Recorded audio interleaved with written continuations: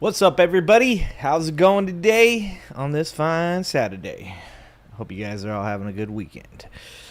It's a little bit quieter, you know, than it has been. Has been quite the week of revelations and craziness. I hope you guys watched that Thursday. This space stream I did. Man, learning about Jizzy Lane's dad was new. that was a connect the dots stream, and the Epstein Black Book. I know that's like apparently older information. There's just a lot of information. And we covered a really good breakdown actually on the Epstein jail footage and how it's all set up, and I mean the cameras, not the actual setup. We know how that's set up, but all the camera footage and the layout of the prison and all that stuff. Very good stuff. And yeah, it was actually a really good stream, super insightful as to all of this stuff. And then if you're over on the Angry Ginger Live Clips channel, you can see me arguing with, well, not arguing, they don't really argue with Trump supporters about the fact that they are 100% supporting a dude who's covering up human trafficking. Like, I mean, I really, the further, the longer that we get into this, the more I am convinced that these people are broken. They're broken. You know, I read an NIH study the other day on nicotine and ivermectin, because somebody brought it up. Somebody brought up that somebody that they had talked to had said something about nicotine and ivermectin. So, me being me, I wanted to look into it and see if there was anything to it. And one of the funny things I found while reading said study was something to do with the potential of nicotine allowing COVID to potentially get into the brain and cause inflammation in the brain and cause infection of COVID in the brain. And I've got to tell you guys, I am 100% sure at this point in my life, looking at the correlation between the people that smoke heavily, got COVID, and now believe that Donald Trump is not a trafficker. I think there's definitely some correlation there. I'm no scientist, guys. I'm no medical doctor, okay? I'm not even a technologist. I like that people use that word now. I'm a technologist. I'm just a grocery store guy. But I can tell you this. I am 100% sure there's some correlation there with COVID getting in the brain. You guys have heard me say it before. I 100% believe that there's something connected to whether or not it was the social distancing, the quarantining of these people, and them going down the rabbit holes on the internet, and just they're never going to be the same. They're never going to be the same. These people have sunk cost fallacy with Donald Trump, and they are riding this boat until it hits the bottom of the ocean. No life preservers, no boats. Just one big boat named Donald J. Trump, and they are staying on that boat until it fucking scrapes bottom. It's crazy to see. Like, you know that there's times, like I always say, like, you know, charismatic individuals can definitely get people to do things that they wouldn't normally do. And I think we all have a lot of, you know, evidence of that when you look at people like Napoleon, who, you know, at one point or another, men ran uphill, me boys. Ran uphill me boys. All right, to quote Donald J. Trump on Robert E. Lee. Ran uphill towards cannons that shot grape shot into their chests. Like, the amount of dedication to an individual to run at a cannon with grape shot on it, that is far outside of my purview of anything I would ever be willing to do. You cannot convince me to run up a hill at a cannon so that way one dude can own some shit. I just, but with that being said, we are watching Donald Trump supporters be like human shields for Trump and his trafficking, or at least his connection to a person that legit was a trafficker, convicted of it. And now we're seeing these same people now saying, Ghislaine, Jeffrey Epstein, bad guy, but Ghislaine, maybe not so bad. Like, even though we all know that she played a huge part of this and had essayed these young people as well. And yet they are like willing to sit here and say to each and every one of us in massive amounts of comments on my Angry Ginger Live Clips channel, Donald Trump didn't do anything wrong. You just have TDS. I think somebody has TDS, and I don't think that it's me. All right, guys. Anyways, let's see who's in the chat. Say hi to everybody. Oh, thank you for the memberships. Try plugging it in. Thank you so much. 20 subscriptions. Thank you so much. I appreciate you. Silent Siren got number 1. Good job, Alan. Dude, woke Mike. Falling way off. What's up, Alan? DJ Hertz, what's up? Congrats to everybody that got themselves some memberships there. I see Don Cron with the membership in there. See a lot of people. I got 21st Century Suffragettes with the membership there. Very nice. Jamie Lynn got one. All right. Thank you so much. The people in the chat. Thank you so much. Talia, what's happening? Let's see. Have some heavy metal music in the background to get ready. I was thinking about some Rage Against the Machine, because I listen to a lot of Rage Against the Machine nowadays. But I already fight enough copyrights. I don't think I need to fight anymore. You would think that Rage Against the Machine's music would not get you a copyright, but obviously they're on record label, so that happens. Jeannie, what's up, Jeannie? Etch, what's going on, Etch? Dan, what's happening, Dan? Let's see. Nightbot, good job. I see you working there. I see you. Pinkerbell, what's up, Pinkerbell? I always see Pinkerbell over there in this space. Lauren, hi, Lauren. Flow Snake. Speaking of this space, what's up, Flow Snake? Jizzy Lane. It's actually Jizzy Lane. Okay. Yeah, it was horse pace. We were talking horse pace. Kelly Anderson, what's Kelly? Kay, what's up, Kay? Let's see who else is in here today. A lot of you guys. Thanks for being here, guys. I appreciate all of you guys being in here. Very glad I did not get COVID or hit in the head by a mule. I can't imagine being that dumb. Exactly, Jeannie. Oh, Jesus. 50 memberships. I just saw the 5 memberships for somebody else. You jumped ahead. Liz, thank you for the 5 memberships. Try plugging it in. Thank you for the 50 memberships as well. Thank you so much. The Angry Ginger Army getting very strong right at the beginning of the stream. Wow, you guys are making me feel like all happy and fucking positive inside. It's hard to do that nowadays. It's hard to feel positive nowadays. Thank you so much. Yeah, she's just as bad as Jeffrey. Exactly, Alan. Exactly. Thank you so much for 50 memberships. Thank you. That is crazy. Thank you. And everybody, we're getting stronger and stronger. DM Dean, what's up, DM? Look at all those people getting memberships. That makes my heart feel good. Just paying for your sins? You might be paying for my sins as well.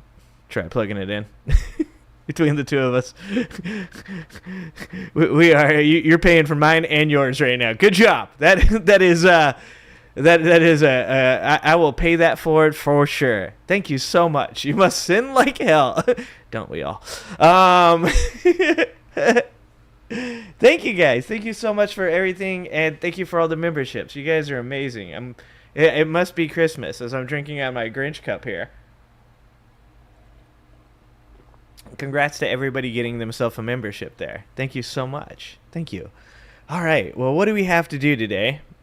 We have quite a bit. We had Bill Burr going on this podcast, and I have heard that he has talked about right-wing politics on this podcast. And obviously, we don't have time to watch all hour and 36 minutes because I would turn that into at least a 7-hour-long podcast. But I do. I've got a couple chapters here clicked to check out with you guys and watch as Bill Burr, obviously one of my patron saints, one of the Father, Son, and the Holy Ghost of this channel. Okay, Bill Burr is one of the only people that I have kept faith with as far as comedians over the past like 10 years.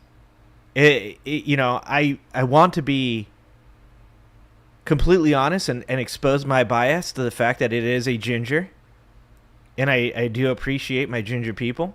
Love me some Conan O'Brien, okay? But Bill Burr has been a bright spot in all of this bullshit. And I've been so happy to watch him continue this. Like, I know a lot of you guys are, what about Titus? But I didn't, to be honest with you guys, I didn't know about Titus. I didn't know about Titus until we fucking started, actually like doing this. I was unaware of the Titus. The Cliff Cash. I didn't know the Cliff Cash before I started doing this. Trey Crowder. No idea about Trey Crowder. So a lot of the comedians that we watch on this show now are people that I've found since we started doing this stream. And Bill Burr has done a great fucking job of sticking to it and actually, like, a lot of people during this time have found that the good money is in the grift on the right. And for all the people that have stuck to their guns and have stuck to their ideals and have continued to support like regular people and not move over to the billionaires and not join up with them, like, to all those people, I am so fucking happy that you guys exist. I'm so appreciative of the fact that, like, we're not doing this by ourselves. And I'm pretty steadfast in saying that we have all the good people over on our side, and everybody on the other side is like Kyle Rittenhouse and Ted Nugent, Tim Pool. Like, I'm good. I like our team. I like our team. So we got a little bit of a Bill Burr video going on. What's up, Rude? What's up, Roxanne? What's happening, guys? Excuse me. Just had myself some coffee. Yeah, we got Bill Burr. We've got CoffeeZilla in a very dope Hawaiian shirt going on there, CoffeeZilla. I like that Hawaiian shirt. We've got CoffeeZilla, who... It's fun to watch CoffeeZilla because he's just like, I feel like most people, when I say my mind is blown by all this stuff, is like, what? They're like, why? Why? These people have always been this crazy. This has always been this bad. And I'm like, I was an optimist. I know you guys are like, fuck that guy. Don't be optimistic. This is fucking Reverend Potty Mouse, like. He's been telling me for like 2 years that I'm going to wake up one day. But I like watching CoffeeZilla because I'm like, I feel like I'm a kindred spirit in the way that he is like, once again, we have shit to talk about. And this is fucking nuts that this is just happening every day. It's crazy. It should not be this consistent. I am fucking standing on that one. This insanity should not be this consistent. All right, guys? It just shouldn't be, okay? All right? It just shouldn't be. Lady, I got buddies who died face down in the muck so that you and I can enjoy this family restaurant. Exactly. It shouldn't be this consistent, guys. It just shouldn't be this consistent, to be honest. So I like watching the CoffeeZilla. So we got CoffeeZilla talking about some more Epstein stuff. We do have a new Titus. Of course, we'll be watching that new Titus. We'll be jumping in and watching that. Discord link is invalid for you. Here, let me pop up. I'm not very good. I need Nick from over there on this space to start managing my Discord for me. Well, I need him to start managing all my stuff. Nick over on this space was pulling up the videos for me, and I was like, oh, oh, this is so high class. I was like, Nick is just like, I'm like, so we're going to talk about this Ghislaine video, and the video pops up on the screen, and I'm like, oh, is this what it's like? Oh, Silent, you did? Thank you, Silent. Thank you so much. There it is, too, just in case. Silent posted it, and so did I. There you guys go. But I have to also get rid of Discord because then it notifies me in my ear space. So we got a new Titus going on. I can't believe that Christopher Titus only has 400k subscribers. And I also want to feel like I'm the person who got him at least 12 of those 400,000, okay? I am responsible for at least 12 to 13 of Titus's subscribers. Yeah, shout out to producer Nick Pinkerbell. All right. And then we've got this one. This is from a small channel called The Projectionist. When I say small channel, I usually just mean channel's my size, because he is my size. This is a movie about a documentary made about Palestinian life under occupation of Israel, and it's a comedy documentary, because a lot of people, I think, misunderstand something about my channel and about Titus's channel and about comedy channels, and that is what comedy brings to this movement. That comedy oftentimes helps us through some of the hardest, darkest times, and helps us to continue to be able to fight the fight. So I wanted to watch a little bit of this because this is a really good explanation of that from this guy's point of view on the Palestinian conflict, and I wanted to get to that and talk about that a bit. I also don't know if you guys used to watch Wisecrack, but Wisecrack disbanded, and it was actually pretty crazy the way that it went. And Michael Burns here was part of Wisecrack, and he had posted something like a last video on Wisecrack saying, hey, we're all leaving, we're being shut down, Wisecrack videos will still be up, but all of us that are content creators that have worked with Wisecrack are going to be moving on, so here's how you can find us. And he actually I believe he got his severance pay taken away from him because of that. And so I thought that was really cool of him to do that. He put himself out there and said, Wisecrack's choosing not to do this anymore, but all these people are going to be adversely affected by this. So please go and, follow them and continue to watch our content. And so I've been supporting him on his Michael Burns channel, and I'd love for all of you guys to go and subscribe to Michael Burns as well. And he's a really good content creator. And this video is called The Problem with the Left. And I think, once again, it explains some of the things that I feel people also misunderstand about me and my left-leaning ideologies, and what I dislike about things in the left that maybe are a little more old school, or even sometimes are a little more, just like out of touch than I think, that I think are holding back the left. And so a lot of times I like to watch videos of other people talking, because I tend to have the best ability to explain what I think while talking to a person. And obviously, a lot of times, due to my bad internet here, it's hard for me to have conversations on stream. So a lot of times the reason I'm watching videos like this is to help me explain some of the things about myself and my values as well. We also have a video of Zoran going to a Wu-Tang concert. That's going to get me demonetized the first time a Wu-Tang song plays. But I wanted to watch that because I really do think that Zoran Mamdani is representing what the left should be moving forward. And I have a couple videos that are coming out on that, so I hope you guys watch that. And then we also want to get to this, which is the gay makeup artist that was sentenced over in El Salvador by Donald Trump to CCOT, who was reunited with his family after release from El Salvador. So I want to get to all of this stuff. Obviously, it's a lot to talk about, and I appreciate you all being here. What's up, Dr. Don? What's up, Progressively Independent?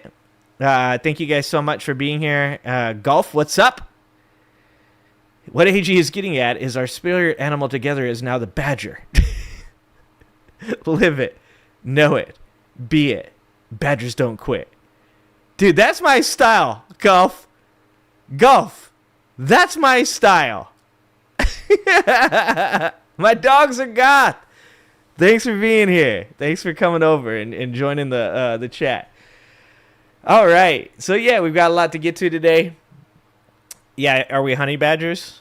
Golf, like Ruth said. Swift? I don't know. Swift, no. Swift, no. Swift, I was sitting on some concrete the other day for a very long time, talking to people because I can't shut the fuck up. Talking to people at a pool. And I was sitting on this concrete for so long, I woke up the next day and I was like, wow, my butt hurts. That's never really happened to me. Then it also evokes an old Dave Chappelle stand-up where he talks about falling asleep drunk around white people and waking up and being like, wow, my butt really hurts. I believe the gist of that joke was, if you fall asleep drunk around white people, you will get a cut carrot stuck in your butt. It's totally not gay. But that's what I think of every time I see that. So anyways, it was it lasted like 2 days too. I was like, apparently I need to do some squats. Not doing too well. You just been working hard, nothing filthy. Same here, Swift. Same here. All right. So let's watch some videos. Let's do the thing. Let's talk about some stuff. Let's have a good time. And yeah, let's educate an angry trailer park ginger. And let's keep each other going, like the badger, guys. Let's start with, you know what I'd like to start with? Well, God damn it, I have to do what the video says. Okay, so we're gonna start with Bill Burr. I name the video things, and then I have to remember to start with those things. So let's start with this video of Bill Burr. And he's on this Good One podcast. I think Vulture is the channel, so make sure to go and subscribe and like these videos. And I thought we'd start with, there's a good 3 chapters here that I thought we'd check out. It's about 18 minutes total. So it's starting with regretting jokes. I'd like to see what Bill Burr has to say about that. Going woke, and then politicians and comedy. So I wanted to watch this, a little bit of a breakdown of this. Or maybe we should start back here. That's a long video if I watch it that long. Having a breakthrough. His most recent special. All right, we're just going to start back here. Let's start back here. Same old phone? Oh, wow. Somebody's upgrade to the new Galaxy Z Fold 7. There's a real fight between YouTube and my add-on. My special add-on. One fucking life. There's a real fight between them that's been going on behind the scenes here, guys. So I'll make this brief because I know you don't love receiving compliments, but I want to start this off with a compliment, which is I'm really excited to talk to you right now because I loved your most recent special. And as a person who's been following your career for over 20 years, it feels like this culmination of a lot of things you've been working on, a lot of topics you've been talking about, a lot of issues you've been trying to get through. There are jokes where it feels like it's things you've talked about, but the perspective has completely switched. Yeah. And it's really satisfying as a person who's followed this whole journey. Was that something intentional? Were you realizing that, like, oh, this can be almost like a mirror image of a lot of the things that I was doing? No, it wasn't. It's just how I've been working on myself. And the result of that is why. So it's something I've been telling comedians, whether there's this thing where, like, don't go getting happy. You get happy, you're not going to be funny anymore. And it's like, no, it's better because it opens up this whole new worldview. So you're not just like doing the same thing the entire time. Does that say something about why certain people have made that change over to the right-wing grift versus why Bill Burr hasn't? It kind of sounds like it does, right? Like, it sounds like when he's saying that, that the reason that a person like him has probably stuck to his morals and stuck to his ideals is probably because he actually is okay with being happy. And when you look at the other side of the aisle, when you look at the comedians that have moved over to the right-wing grift, there's the whole way that Donald Trump does his thing is anger, hate, and vitriol. So happiness is not a part of that equation. I would say that it is. You have to keep like, I feel incrementally changing each year, so there's some sort of forward momentum to what you're doing. And then what happens is people notice the change. I thought about shaving my beard back down to Bill Burr level so I could just look just like Bill Burr, and then maybe I get more subscribers. Like you have a positive reaction. Later, Flo, I have thanks for being people here. that I left behind who are still angry and, misogynistic and blah, blah. I'm not saying I still don't have a lot of issues with women. I do, but even then, it's not them. It has to do with other stuff. I just keep going back and figuring out what it is. So anyway. And that's what I like. Like, I really dislike this idea that anybody is perfect or that anybody is infallible. All of us have, issues with something and have poor outlooks on something. And it really is just about trying to, like, educate yourself more and try to, like, fight back against the ignorance that you yourself possess. And I think sometimes one of the turnoffs to certain people on both sides is when they try to act a little too holier than thou. I mean, when we're talking about the difference between, supporting a human trafficker or not supporting one, I'm definitely going to be very condescending to the person that supports that guy. But, those are some of the few spaces I can feel pretty confident about myself. But, when it comes to other things, I think that people do have to take into account that no one's perfect and no one is infallible. And, as long as your heart's in the right place and your actions really, like, show who you are as a person and that you're attempting to be a better person, I think that that's the most important thing in life. And I think that's something that we give to kids, like, or we should be giving to kids, is the right to get better, the right to grow, the right to educate yourself. And I think that sometimes also that needs to be extended to certain people, adults.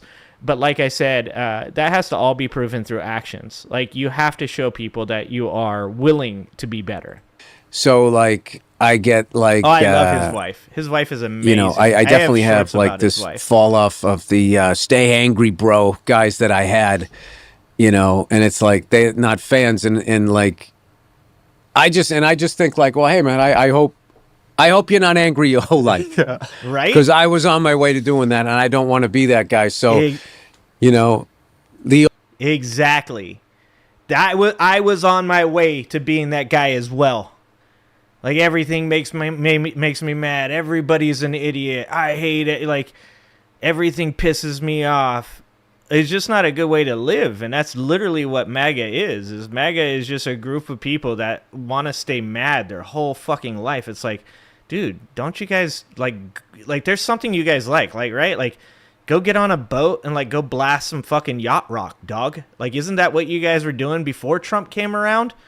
Like, go crush some Bud Lights. I know that you guys hate Bud Light now. Just buy the one that's not in a rainbow can. There wasn't, by the way, any Bud Light in a rainbow can.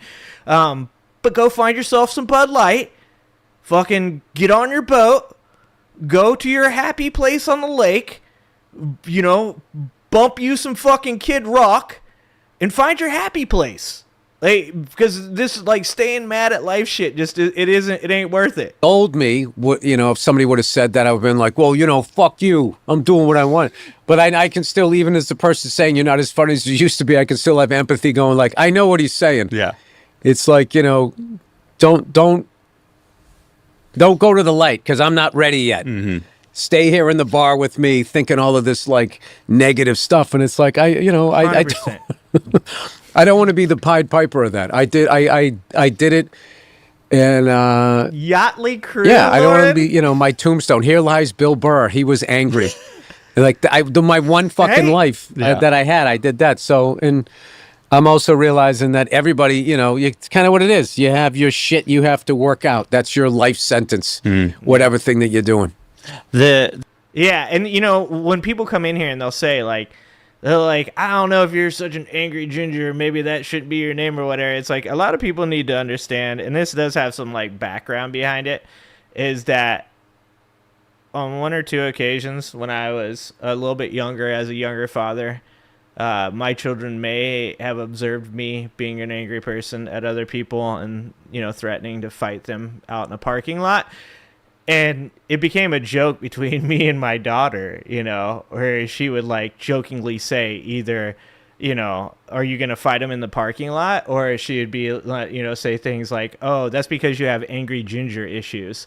And that's where the name actually came for my channel, was from my daughter kind of, giving me a little bit of introspection and being like, wow, like my kid is literally like calling me out and being like, that's because you have angry ginger issues, and that's where the name for the channel came from. And so I can really feel what he's saying right here is that it just isn't worth it. You don't want to live that life. It's not a good life to live. There's a few jokes where you can see that, but one that I thought was really interesting is the first joke in the special, which is about being more agreeable with your wife. And I noticed you talk about how it's a breakthrough, and I was listening to you on Conan's podcast in 2018. And double ginger action. This week I had a breakthrough, which is I realized I'm just going to say yes to whatever my wife said. So that was 7 years or so before the special. And that was coming from a place of anger. Yeah. And that was passive aggressive, being like, so evidently what I have to say means fucking nothing. So because I didn't know how to like talk like that stuff out. I will say the joke that's really resonating with men and hopefully with women is talking about how many sad men there are out there.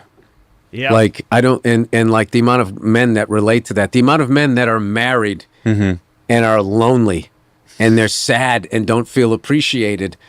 And like the whole like vibe of all of that is, the thing is like it's usually based on the woman's happy wife, happy life kind of thing. So you just sort of like, it's a mixer and you just sort of down here and their stuff is up like that.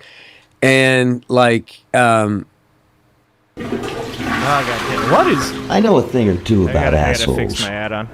And they're more sensitive. I just feel like as an adult, if you're asking me to be responsible for what I'm doing that's making your day less enjoyable, you can't just be free to do whatever you want. Like I talk to a lot of married guys and I go, what's funny about most married men is you exist on about 3 or 4 compliments a year. You know what I mean? Yeah. And there's not like Actually, me and my boss were talking about this not too long ago. That guys remember every compliment that they get about like in like a flirtatious way, right? Now, mind you, I've never thought of myself as being a great looking guy. I've never thought of myself as somebody that women want to flirt with. So there's probably some dudes out there right now. They're like, whatever, bro. I get them all the time. That's not me. And it was funny because he was like, we all remember the like 2 times in our life that we've been flirted with. And it had just happened to me just like a week before that, where I was inside of the store I work in, and I just happened to be cruising through to look at some stuff. And this lady sees me, a smaller Asian lady, and she goes, hey, can you help me with something? And I'm like, sure. And I turn and look, and she's like, can you get that? She's like, you're tall. Can you get that off the top shelf? First of all, I'm not tall. First of all, that's a damn lie. I'm average height, okay? So that was a little sus to start with. But she goes, can you grab that for me? And when she points at it, she's actually like kind of touching the object that she's pointing at. And I was like, well, that's strange. But I'm not very aware of when people are giving me compliments either. So I go, yeah, I'll grab that for you. And I walk over and I grab it off the top shelf. I hand it to her. And she goes, well, thank you so much for doing that. I go, that's the only reason they keep me around. And I go to start walking off, and she goes, well, you're cute too. And I was like, okay, thank you so much. And it happened to be one of my employees was standing there, a girl that works for me, and she just kind of smiled and laughed at me because I'm so awkward that I'm like, yep, you have a nice day. But he's right when he says that we exist off like 3 or 4 compliments a year. Like, it's like, you know, your wife comes out and you're like, oh, you did a good job at that. Wow, that looks really nice. And you're like, yeah? Yeah? Did I? Fuck yeah, I did. That was, yeah. Yeah, thank you. Thank you.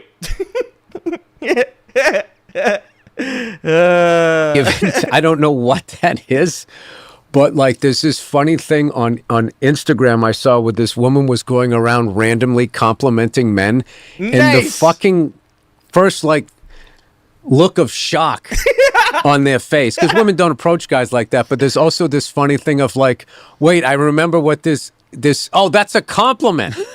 You know what I mean? And it's like I feel like there's gonna be like wherever I am mentally, that's like biscuit silent where I'm like open to kind of seeing like, all right, what I'm bringing to the party and how I'm messing up. I don't think that's a big ask to ask the other person, and that's kind of where I am with my wife right now, which is this really cool yet difficult. Yeah, like that's right. You know, with my wife, it's like you have to. I think one of the things that people forget about relationships is they're not magical. They don't just like once you establish like a good thing, everything's good for the rest of your life. It's like you're both human beings. You're both going through a lot of different stuff, and you know, different things affect people differently. Different people have different coping mechanisms. You know, me, I just bottle it all inside until I get really angry and then blow up. Not financial advice. But I think that people forget that. And that's one of the things I used to talk to the red pill people about when I would try to help them with their inability to find significant others, was that if you ever think that you're going to get into a relationship with a woman and she's going to just be there for you and you're not going to, you know, find a way to meet her on the same level emotionally and intellectually, and you just like you're I just work and bring home bacon, take that, and then you do everything. That's not really how it works. And relationships are a roller coaster, and it really is about like becoming better and better at figuring out what the other person in your relationship, what makes them happy, and then trying your best to provide that for them while trying to also keep yourself mentally happy, and also, you know, asking for them to help out in that area as well. And that's why I keep saying this. It's never been about tearing men down. It's always been about building women up.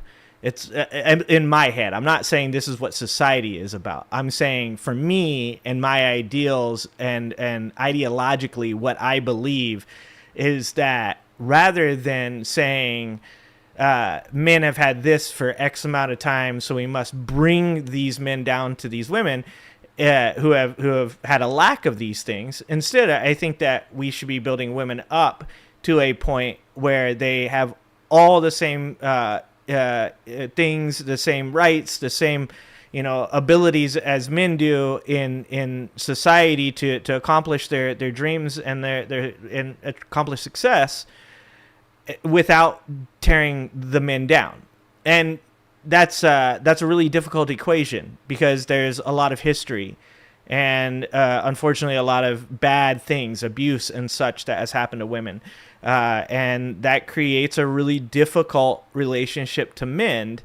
But I think that if we're looking to accomplish probably the best possible thing that we can in this society, it is to bring not only women, but also LGBT people and minorities and every other class of human being that has had, you know, this deficit in their lives of rights compared to what I myself have been, what I've had in my life as a white male, which, you know, people are like, oh, you're going to start doing white male guilt. It's no guilt. There's no guilt. I don't like sit around like going, man, I'm such a terrible person. But that's because I lead by example. You know, it's not guilt. It's saying to yourself that I have X and I would like to see everybody else around me also benefit from that because of the way that it helps me in my life. And that's, if you can't do that for your partner of all people, then that's probably what's wrong with your relationship. Place, because you have to like revisit the stuff that you were doing because it's weird. There's this stuff that you knew you were doing, and then there's this stuff that you didn't even know you were doing, and then it's like really embarrassing. You're like, oh my God, I was doing that, and that made you feel that way. And like, yeah, exactly. You know, I am like absolutely crazy about my wife, and I'm 21 years in, and I'm you know, I can't ever imagine her not being in my life. And like, she's like beyond my wife. She's like my buddy. Like there's no one out there that I vibe with like her. So that's been what's been really been hard about this play is it's really been difficult on our vibe because she's holding down the fort. I'm out here lonely. She needs the support because she's doing everything out there. I'm lonely and I'm looking for something. So, you know, it causes like, you know, but what about what I'm going through? And then we got to be like, all right, what are we doing here? What are we doing here? Yep. So we kind of came up with this running joke. It's not a competition.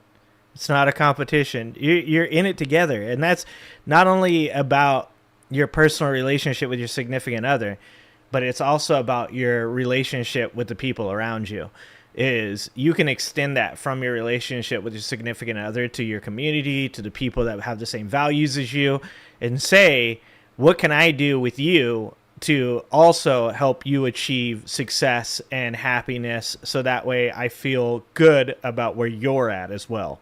Of like when we started discussing things, if it gets heated, we just go like, we're not fighting. We're not fighting. We're fighting. And it's so silly, which I think is one of the magic components of my relationship with my wife is that we are both ridiculously silly people. And that helps us reset a lot, but it also helps us to avoid a lot of big issues by like, and now here's the joke. Say, okay, let's keep it up. Let's keep. And that's what, when I started this stream and I was talking about the documentary about the Palestinian people on why humor is important in helping you through really dark times. That's exactly what I'm saying, is that there's a real potential in that area to take, that argument down a really like dark path and not come back from it. And instead that humor helps you to kind of take down the heat a little bit, you know, let it come down a little bit before you get back into it. And, you know, my wife could tell you, like, we could be having like some of the worst arguments. And, you know, as anybody that's been married for more than 20 years knows that you've had some really difficult disagreements in your relationship after 20 years, but literally we could, you know, both be crying, angry, mad, and I will make a joke. I will do it. But up here. But it's interesting because it's like, it makes one, as a person, you know, I rewatch all your specials, and a lot of the early specials were when you're still first just dating before you got married, and it was a lot about these fights that you would have, or your perspective on it, or, you know, there's jokes about, you describe you don't want to get married because you don't want like this sort of psycho robot who's just like has plans for the day, or the jokes about, yeah, and that's beautiful though. This is what I really dislike about people that try to expect perfectionism from people, is like, that's the journey. Like, yeah, you know, like his jokes early in life, and I'm not saying this is what this guy's saying. I'm saying this hypothetical person that exists out there that thinks everybody should be perfect no matter what, is that, like, he had these jokes because that's where his relationship resided in such a, like, a unpolished place, right? Like, when you're first getting together and learning what other people want, other human beings in your life need to grow around you and become part of who you are and a part of your success, you're fumbling along in the dark. We don't come pre-equipped with knowledge to help us through these situations. It comes from life experience. It comes from learning from how your actions affect other people. And this is one of the reasons I really dislike MAGA, is because they seem to be incapable of learning where they're making mistakes in their relationships with other people. You know, his jokes earlier on, yeah, they did appeal to a crowd of people that are like, you know, hey, take my wife, you know, that kind of mentality, you know. And even for me, when I was younger, I found that shit really funny as well, because I was also in that same place in life. You know, it's like, it is the hero's journey. Your relationship goes through a hero's journey. There's ups, there's downs, there's learning, there's education, and every once in a while you take a mortal wound and have to recover from it to come back and fight stronger. Yeah, and that was all about women, but it had nothing to do with That's them. why I was wondering. It's It was what it was I always wanted to be married. I always thought I was going to be married at 26 and have like fucking 5 or 6 kids. Like 4 months. Yikes. Married at 26 with 5 or 6 kids? That me and Bill were definitely different on that one. I'll tell you that right now. I was like, I thought no children, and marriage to me was some type of government scam. Believe me, my wife fixed a lot of bad stuff. that's what would have happened. 5 or 6 was I always wanted to be married. I always thought I was going to be married at 26 and have like fucking 5 or 6 kids. Like if I wasn't fucked up, that's what would have happened. But instead, I was fucked up, so I became a comedian. And then what I did was I then met a bunch of other comedians, and we were all like, you know, messed up kids with all of this trauma, but it was relatable. So you got sucked into this world that made sense. Yeah. But it was, I mean, it was like when I go back and I just think of the things that we talked about. We were kids. Like, as much as you're an adult in your 20s, we were kids. In our worldview, in our views of relationships and women and all of that stuff, you know, and it was also like this different time where it was just like, there was really a, you know, there was this pressure to be that guy that, you know, didn't care, and like a woman couldn't hurt you and all of that stupid bravado stuff. And it was like the nuts running the nut house. So none of us could help each other. In fact, and that's really well said. That's really well said. Because I mean, we all say the same cliche, and you know, sometimes we forget to apply it, and that is misery loves company. And when you're down in the dirt and you're just like fucking slaving away at life, trying to like figure out what the fuck you're supposed to do and how you're supposed to do it, and then you put another person into that equation and you're looking around and you just want somebody to blame, and the last thing you want to do is blame yourself. So instead you sit around and blame this person that really legitimately shouldn't be blamed, because a lot of the things that are wrong with us come from within. They come from our life experiences, and they come from even, you know, our parents, right? Like, that's what I think is one of the best parts about the next generation and the next generation, is that you start to see the differences in parenting between these. And I know there's like, you know, a boomer right now going, "Oh, if you would have spanked your children, we wouldn't have school shootings." But the reality of that is that's actually really ridiculous. You know, when people say that to me, I was abused as a child. My mom wouldn't even look at you. If you were like talking and you said something and it was something that was in her opinion bad, she wouldn't even look at you. She'd just backhand you. And even as I had children, I was concerned that I would continue that cycle of abuse, because I know, looking back, that didn't make me a better kid. It made me better at hiding the bad shit I did. And I was concerned with my kids that I would be that parent as well. And I was just actually talking to somebody about this the other day.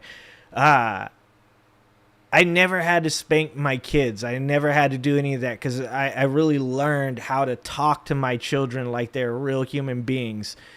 And my kids exist on this like idea that as long as they do a good job in school, as long as they're good people and they're nice to their mom, they don't have to be nice to me. It's not in the rule book.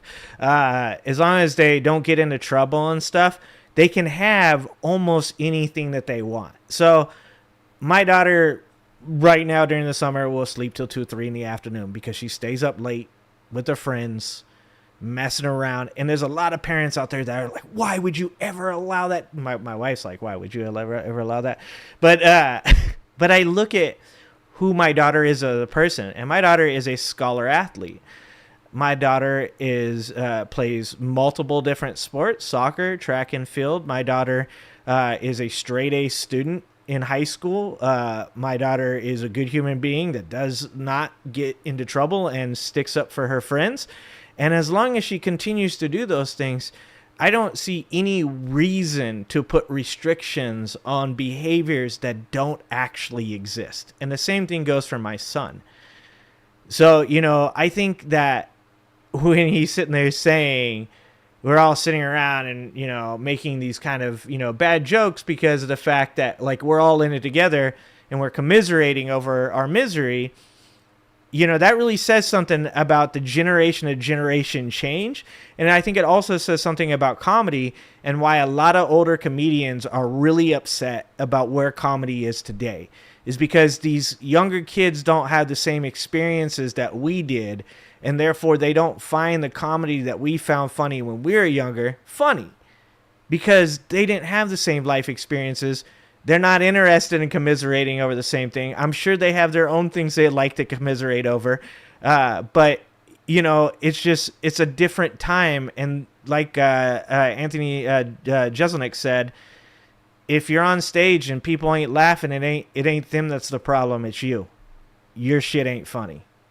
In a lot of ways, I think we made each other, you know, worse before we all got out of it. But what I am proud to say is those of us who got out of it, one of those, like one of the biggest success stories is this comedian Robert Kelly, who I really think in a lot of ways sets the bar for being a father, like how involved he is in his son's life versus the way he was brought up. There you go. All, like, just like I was saying, he's one of those guys, you know, you talk about me changing. Like Robert Kelly has probably been like 6 or 7 different people since I've met him, and each one was a better version of himself. And, you know, we lived together when we were both at our probably most toxic, and we almost killed each other a couple of times. But none of that and we laugh about it now, but like I look up to him a lot as like when I think about being a father. He's an amazing, amazing, amazing father. Do you regret any of those jokes? I think about No. Yeah. How do you So this is really where I wanted the video to start, and so this is what I wanted. You know, this is the beginning of the podcast where, you know, he starts to get into this stuff and the politics and stuff. And so this is where I really wanted to start this video and watch these specific segments between this gentleman on the Good One podcast and Bill Burr. And so let's see where they go with this. He's going to begin here with talking about whether or not he regrets jokes. Do you regret any of those jokes? I think about No. Yeah. How do you I don't, because I have what because it was honest. It was where I was. I've never gone on stage and wasn't joking around something, unless I'm just being like, there's also being absurd or whatever. You're just saying something ridiculous over the top. But like, you know, I don't regret those because that's where I was. And if this ad blocker. It's like every other stream now. I have to re-update.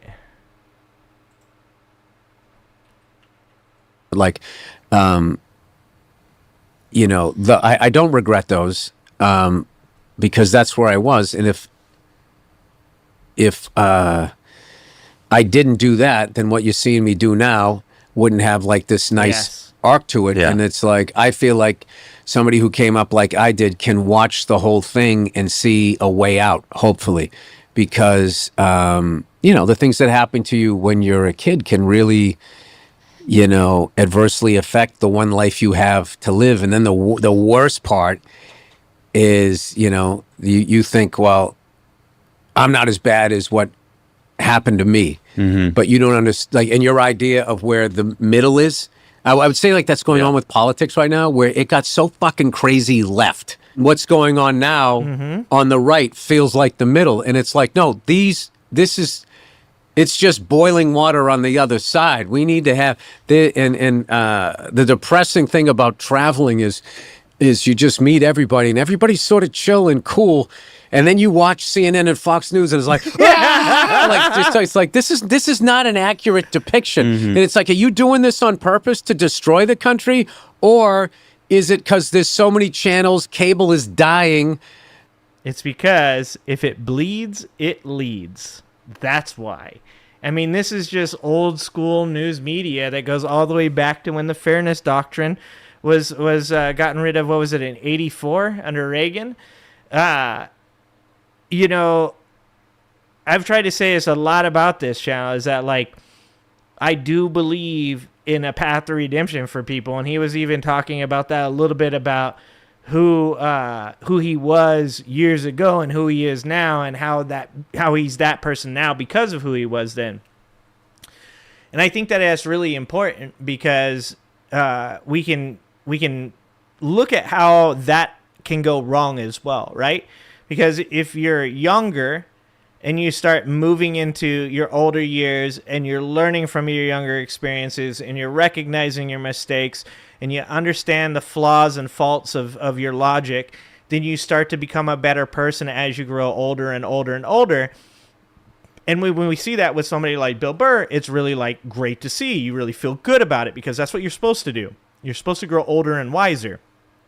And when we see people on the other side of the aisle, when we see people in MAGA, and when I'm talking about MAGA, I'm generally talking about the cult members in MAGA, those people are doing the reverse of that.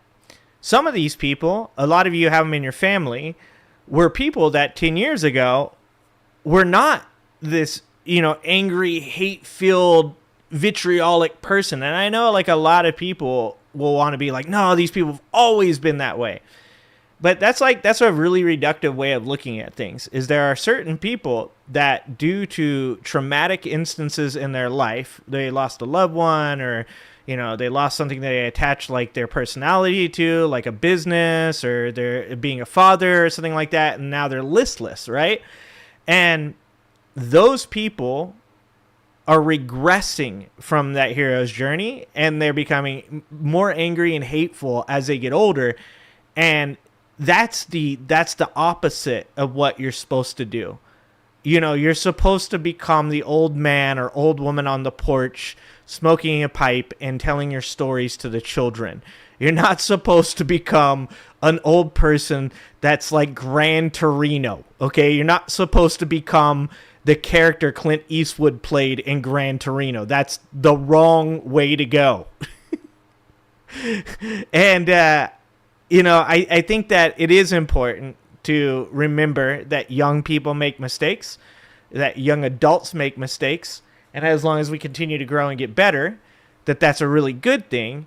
But I do also think that it's important that we call it out when we start to see it. So, it's funny that he brings up CNN, because I actually think that things like Jubilee are actually going the same route as CNN and Fox News.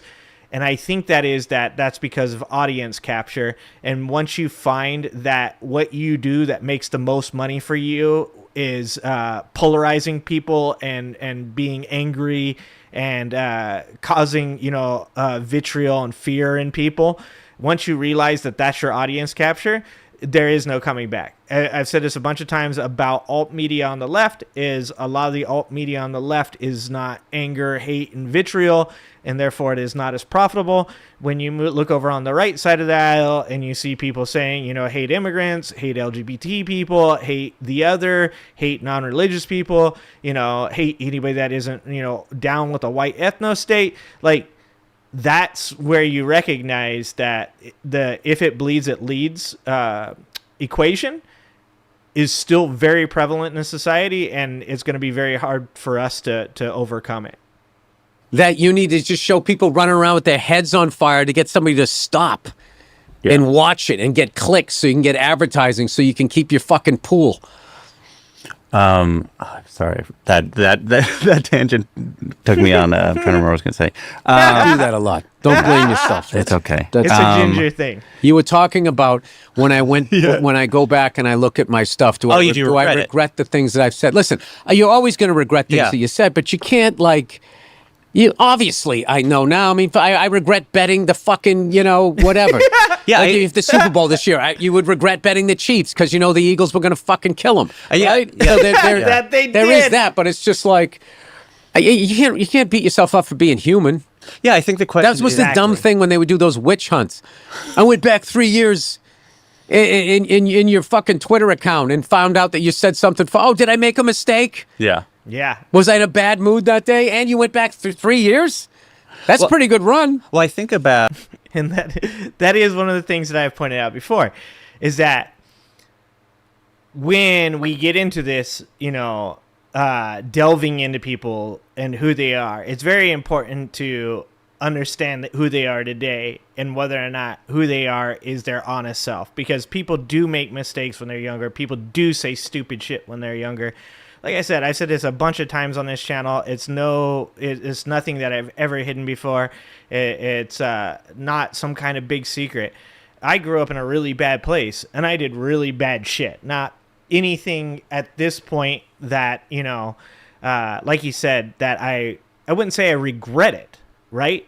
Because just like he said, it's something that I look back on and I say, if I'm the same person today, back then, would I do those same things? No, of course not. No, of course not. Because I have the wisdom and I have the life experience to say those things were stupid. I also look back at those times and also, look at the where I was at, what was expected of me when I was a kid. It was like, you'll be in prison by the time you're 19. Everybody expected that. Everybody expected me and the people that I grew up with to be criminals, to be nothing, to have no success in life. And when you're surrounded by that type of thing, you tend to become what people think of you. But I do think that there's a balance to everything in life. I've been preaching balance since I was like fucking 13 years old, that everything has some type of balance. And so it's like, if you can take a look at something you said 10 years ago and say, well, yeah, you're right. What I said 10 years ago, that was stupid. Or, for certain people that was bigoted, or, even certain people that was racist, like they made an edgy joke. I think it's very important to look at who they are today. And, I've told you guys this before, the guy Kramer from Seinfeld, and I know a lot of you guys are going to disagree with me, but he came out after his N-word issue where he freaked out on two black men at a comedy show, and he disappeared. He disappeared for like 6 years or 7 years. And I remember it was like a year or two ago, he came out and was like, I was an idiot. He was like, I can't, like, when I look back at that video and watch that video, I'm like, who is that person? And he's like, I look back and recognize that who that person was a person who was very unhappy with who they were as a person. And he's like, I knew that I couldn't blame anybody else for what happened that night but me. I was angry. I was hateful. I was in a bad place in my life. I felt like my career was ending, and I took it out on other people, and that's not acceptable. And the person who was talking to him goes, well, is this some type of comeback for you? Are you trying to, restart your career? And he's like, no, I'm not looking to do that. He's like, I'm looking to just try to become a better person. So there's a lot of people that aren't going to agree with me on this, but I think that's a good thing. I think that guy coming out and saying, yes, I said some fucked up shit. Yes, I did some bad things, but I think that I can prove to everybody else by just attempting to be a better human being and proving it with my actions that I can get back to a point where not that you're happy with me, but that I'm happy with me. And that's where it all comes from. It all comes from within.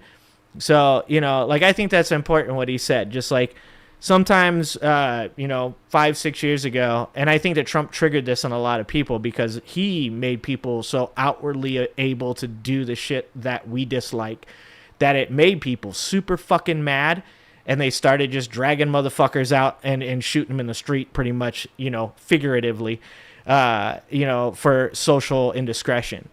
And I think we have to live in balance. We have to live in balance. I'm not going to tell anybody on here that they should accept a person, being openly racist or openly homophobic. But I am saying that if a person has proved over the past, a good amount of time, 5 years, 6 years maybe, that they can be a better person, that they deserve a path to redemption. That's just my opinion. Ultimately what you're saying is it's about empathy, and specifically you have empathy for, you have the joke about, I think it's in an earlier special you would say something like, where are the wives you can just dump your day out on, right? Or you have the joke about they say you can never. That's still funny because it's so absurd. I know it's so absurd, but like I was also being absurd back then, and then I was learning to be a comedian. Yeah. I'm still learning. Human. So I was also learning like. These elastic cargo pants will make you look 10 years young. Dude, these elastic cargo pants, bro. Get on that. I was learning to be a comedian. Yeah. I'm still learning. So I was also learning like the skill of pushing people past what they wanted to hear, getting them to still listen, and then landing it somewhere that wasn't, oh my God, this is going to just be the most ignorant thing ever, and landing it somewhere else. So I was learning how to do, like, specials aren't just specials. Some of them are transitional. So someone will be like, oh, I really liked, Paper Tiger and then Red Rocks, but blah, blah, blah. We kind of guerrilla shot that thing, to be honest with you. But like someone like, it wasn't quite as good.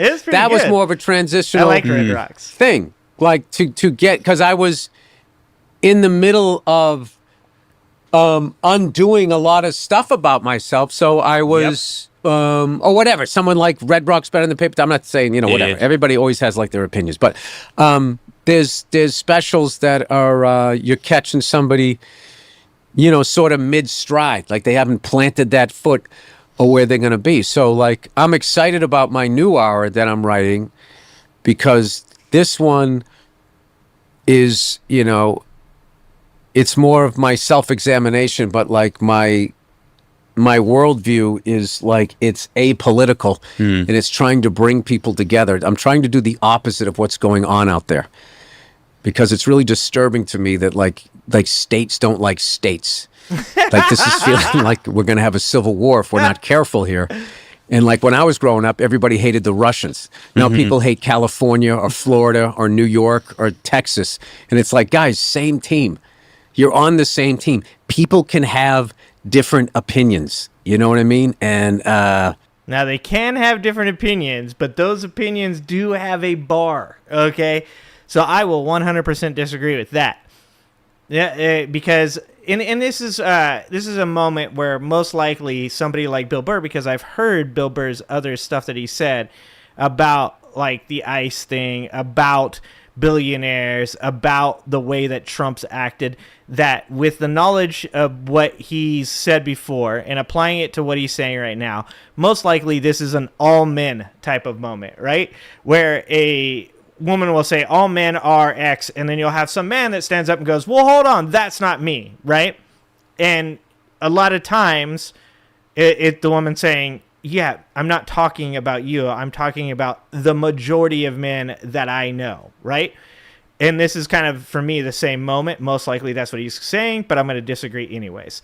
And that is that when we get to a certain point, your opinions can become so hateful, so vitriolic, so unproductive that I will not agree to disagree. One of the best parts of Mehdi Hassan's debate with those far-right fascists in that Jubilee video was the point where he says, I will not debate you on fascism. Fascism is bad, and that is not a question. I don't give a shit about you sitting here saying to me that it's a free speech. Then you don't believe in free speech. He's like, fuck it. Whatever you say, dude. I'm not debating you on fascism. That is where we have to be, because there does have to be a line drawn in the sand where you say to people, I will agree to disagree on whether or not our tax dollars are being used correctly. I will agree to disagree on whether or not our educational department has done a great job or whether or not it hasn't. I will agree to disagree with you, even on some of the things to do with climate change, where I'm like, I'm willing to hear your side of the story, but I'm not willing to agree to disagree on human rights, period. If it is your idea is that transgender people, shouldn't have equal rights with the rest of us, or that they don't exist, we can't agree to disagree with that on that. If your opinion is that gay people are, sinful and will burn in hell, and they're not allowed to have relationships with the people they love, you can go fuck yourself. I'm always gonna draw that line. If you think that women should be held under your thumb and forced to have limited access to healthcare in life-saving situations because you think that there's a cartoon character in the sky judging all of our actions, there is no agree to disagree. You can go fuck yourself. So that's where I'm at with that. I don't know. I think what this country needs right now is a leader.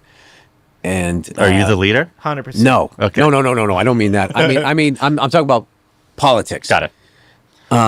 And this whole leading by dividing that has been going on for a few decades now is going to pull this country apart if they're not careful. You have to lead by Example. You have to lead everyone. It's got to be a positive thing. You got to get back to I don't know, but the level of corruption. Yeah, here we go.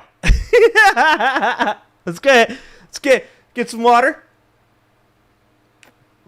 because the moment he says corruption, what he's about to start talking about. This is where the video will begin. This is the beginning of the Bill Burr Good One podcast. With all of these politicians and how much money they're making from these people who've poisoned our food supply. I mean, right? And they hook up with the pharmaceutical people. Like your job is to go out here and eat poison, get sick, buy the drugs, stay alive long enough, make your claim, have it denied after you paid insurance, and then die, and then have all of that debt passed on to the people. Like, this is... And I can tell you right now, the people who are doing that are not illegal aliens. Yeah. So I want to ask you about talking about politics, because it's been an interesting few months for you in this arena. And I want to just summarize for people who have been watching your career so closely. In this last few months, you've had a few things happen, which is Ben Shapiro talked about going to one of your shows and complaining about you becoming woke. I love that Ben Shapiro talks about going to one of his shows. First of all, Ben Shapiro, the way he talked about it was like, I was just given tickets. I didn't want to be a pussy, so I went. P word. P word is female genitalia. And, I was hoping maybe, possibly my wife might hear Bill Burr and get wet. Yeah, you effing with some wet ass P word. Bring a bucket and a mop for this wet ass P word. Give me everything you got for this wet ass P word. And he's like, and then I didn't like it. I bet his wife liked it. Which sort of then created this... He doesn't even know what that word means. Let me summarize. His definition of woke is white liberals' definition of woke, and they didn't even know what it was. Yeah. They just took the word from black people. That's the worst thing about our people, is not only do we take from other cultures, we don't even take the time to understand the definition. Yeah. He went there to be annoyed so he can then have something to talk about, and then he can make money off of... I actually disagree with Bill Burr there, because I bet you money Ben Shapiro saw Bill Burr making fun of people on the left, because Bill Burr, like South Park, makes fun of everybody. I bet you he had seen enough of what he thought was Bill Burr's anti-woke comedy, and I bet you Ben Shapiro was like, we're going to have a good time tonight. This is going to be amazing. And then he got there, and Bill Burr roasted the people that he loves, billionaires and corporations. Fighting his own country. Yeah. Those people, it's treasonous what they do. Yes, but to be fair, or not to be fair, the fact is that it worked for what his goal is, which is then it became a thing online where then a certain portion of the right complain about how you're woke. Racists. And we're racist. They're racist. Yeah, they send pictures of monkeys to me and my wife. They're fucking horrible people, and they're cowards, and they never say it to your face. Yeah. They never do that. And no, they're like, look, dude, there's an ugliness that's out there right now where, there's certain podcasts out there that if you're a racist, if you're an anti-Semite, if you're a psycho nationalist and you want a softball interview, there's podcasts out there where you can, and they will laugh at your fucking bad jokes and just give you this pass. And it's like, you know, there's a really ugly thing that's going on out there. And, you know, it's the kind of things we've already seen this, and we've seen what it does to a nation. And it's not the way to go. It's not the way to go. And that is what I'm saying when I say there is a line to draw in the sand. And look, a lot of us are struggling to really attempt to keep this shit all together and be like, look, man, we still want things to work. We still want the best for you, even though you're acting like an asshole. And I think what Bill Burr is doing there is he's saying, like, hey, we need leaders that represent everybody, but if you're going to be an asshole, then I don't have any time for you. And that's the hard part about what's going on nowadays. It's tough to be a critically thinking, logical human being in this environment, because the way that Trump supporters and the right really push the buttons of people on the left makes you want to be just as hateful as them. It makes you want to be like, fuck you, I hope you die in a fire. And, you know, the problem with that is that, sure, if we're talking about bigots and fascists, that's not an issue. Not for me, at least.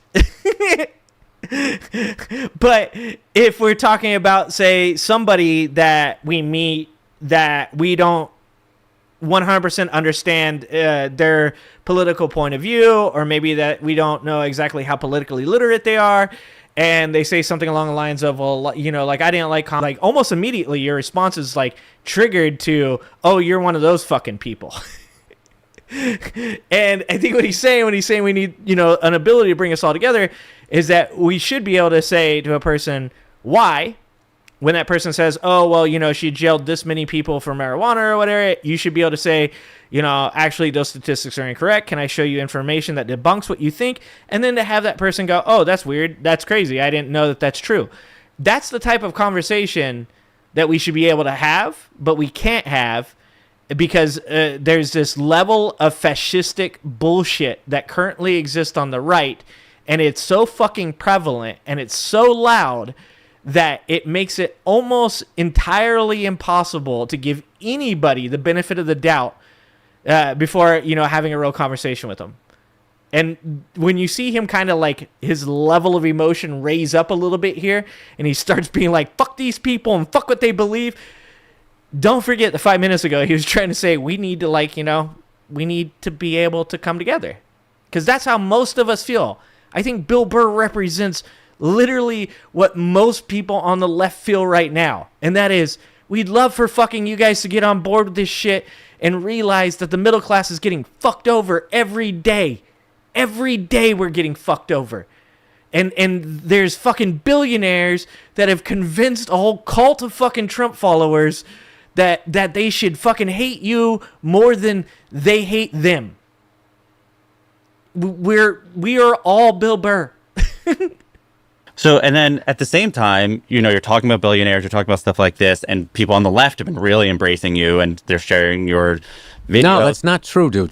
Certain parts of the left. True. That's not true. Sharing, you're talking about billionaires. It's the way to go. It's not the way to go. So, and then at the same time, you know, you're talking about billionaires, you're talking about stuff like this, and people on the left have been really embracing you, and they're sharing your videos. No, that's not true, dude.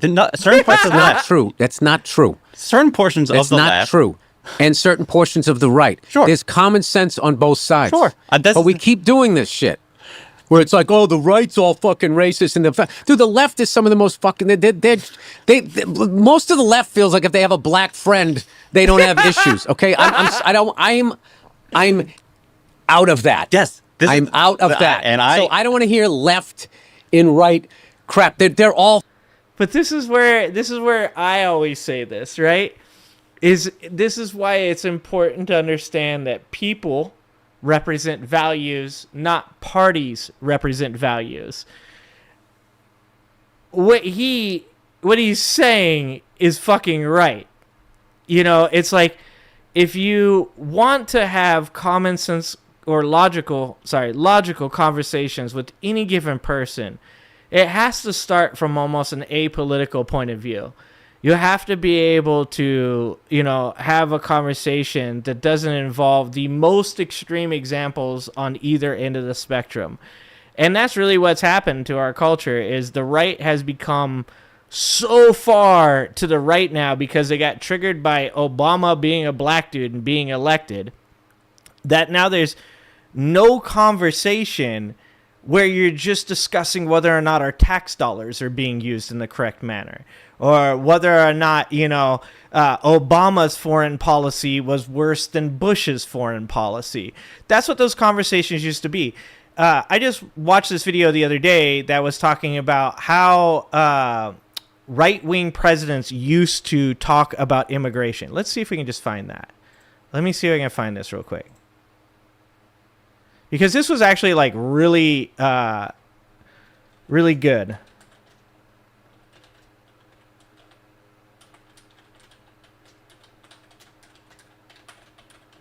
My daughter always says, you use too many words.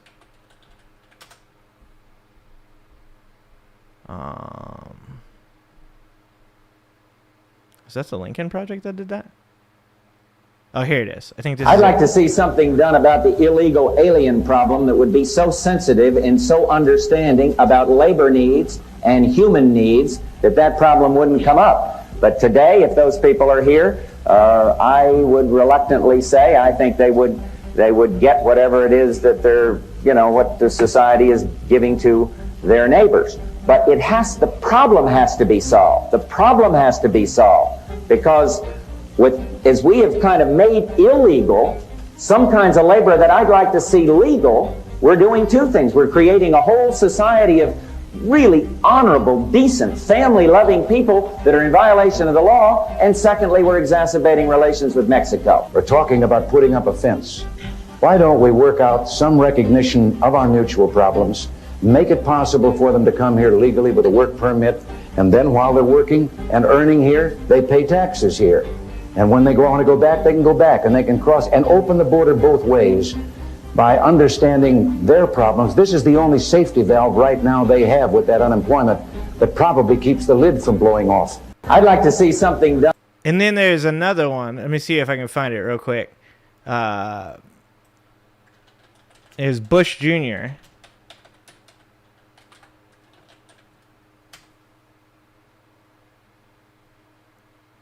Was it this one? No, I want to find the correct one. I think this is it right here. 4 years ago. Yeah, I think this is it here. I ordered 200 hand-forged knives.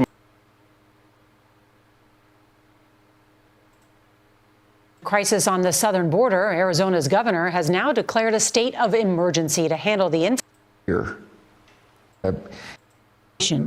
The problem with the immigration debate is that one can create a lot of fear. They're coming after you.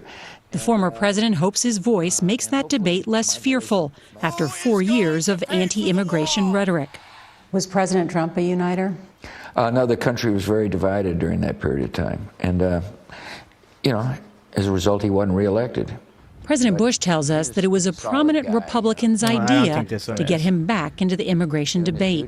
And I said, I don't want to put my voice in the immigration debate. I'm a quiet guy. I've done my deal. I'm not going to criticize my successors. And he said, why don't you paint the portraits of immigrants? And I said, wow, that's a good idea. And started. And he looks high as fuck. Involved in the immigration discussion. The last president to pass. This isn't the one I was looking for. There's another one. Mr. President, it's so great to see you. It's about time we've met. I cannot believe it. I know. I feel like every time after George Floyd died, and it struck me. You said, Laura and I are. Isn't it either. I'll see if I can find it later. Maybe I'll post it in the Discord. But there's one where he talks about immigration reform. 8 years of Bushisms. I kind of want to watch that. Damn it.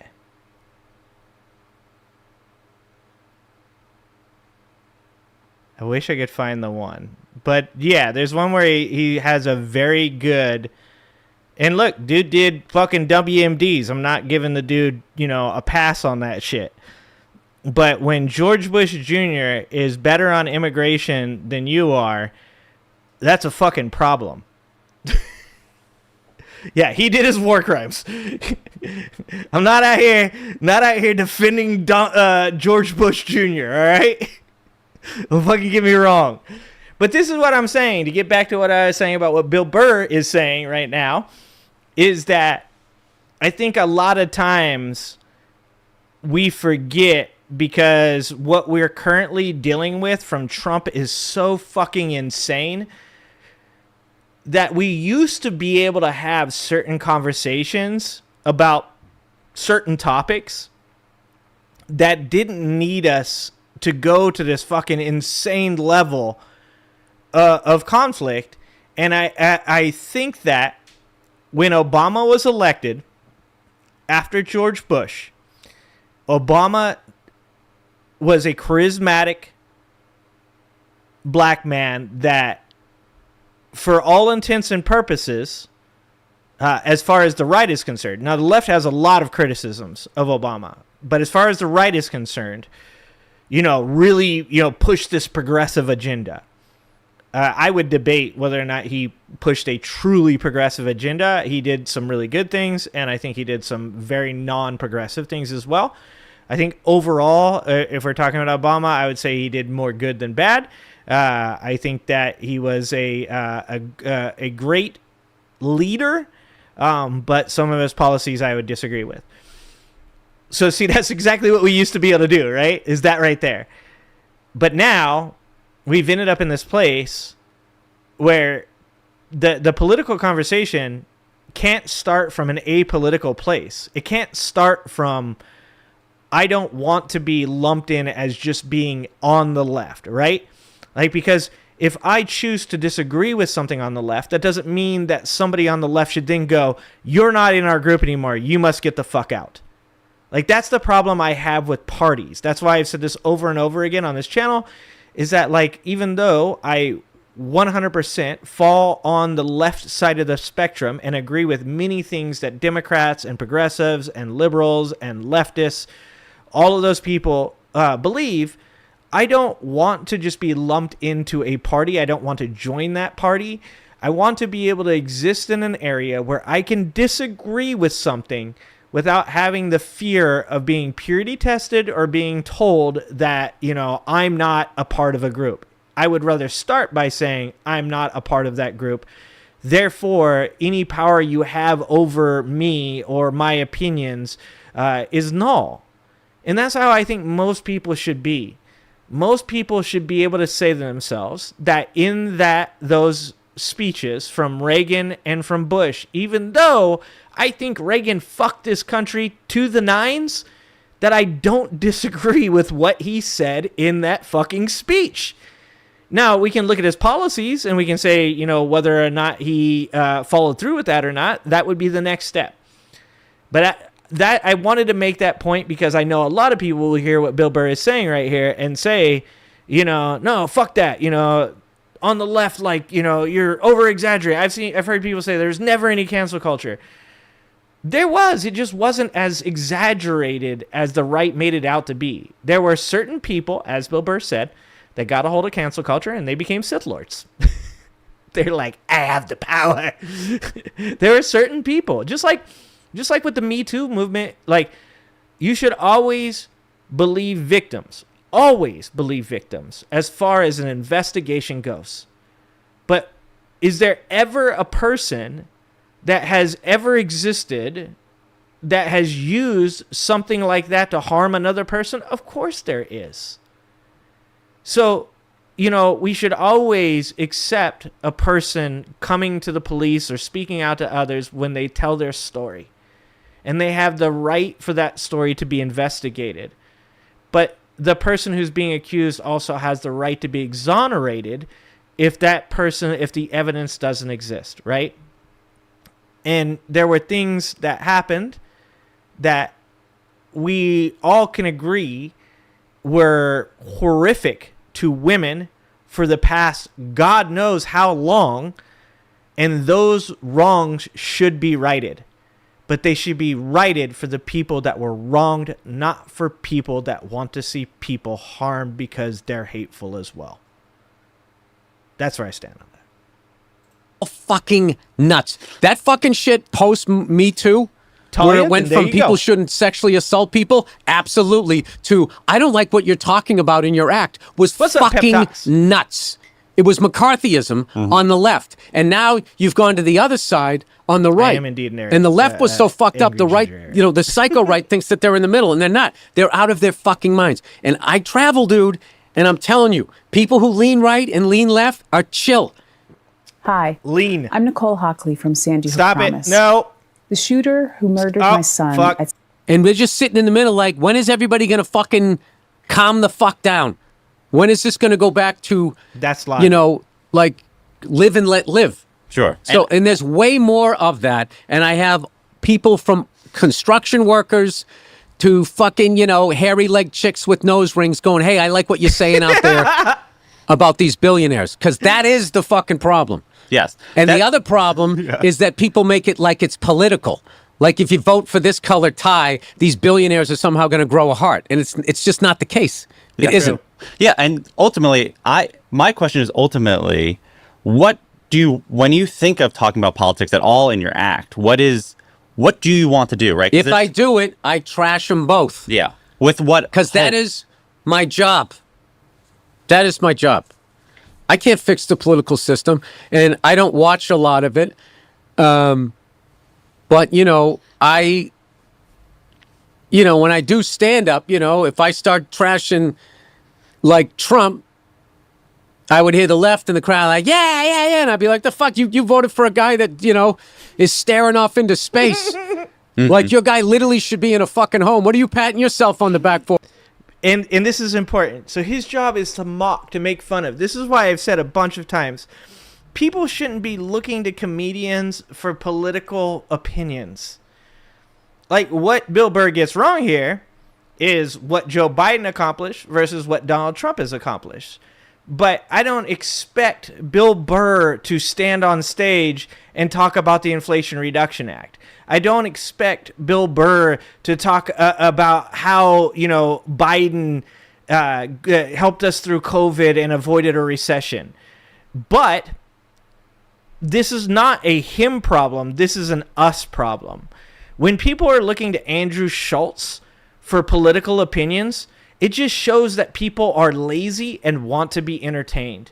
Even when it comes to somebody like Jon Stewart, and I love Jon Stewart, and I think he's great, and I think he's, like, out of everybody, if there's any comedian that you probably could look to for political information because he is educated on the topics, maybe it's Jon Stewart. But I think even Jon Stewart would say to you, if you watch The Daily Show to get your political information, you're probably not as well educated as you think you are.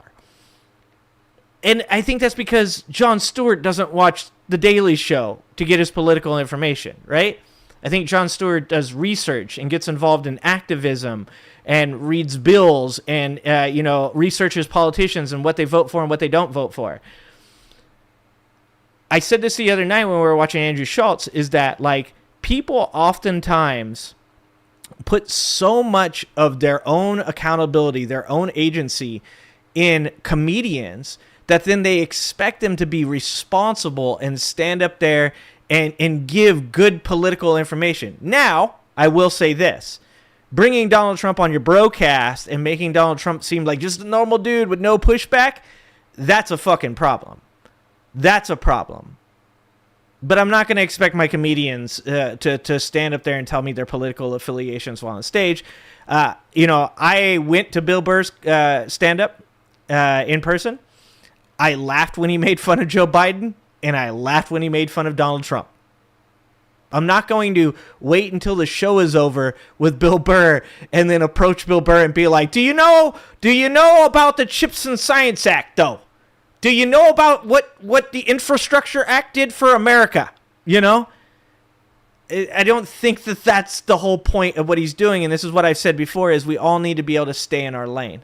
I think it's very important. Jon Stewart should run for president. I think Jon Stewart would tell you, Doc Mack, that he shouldn't run for president. Even though I actually think he should. I love Jon Stewart. I do. I think he's as far as politics go, he is one of the most educated people out there.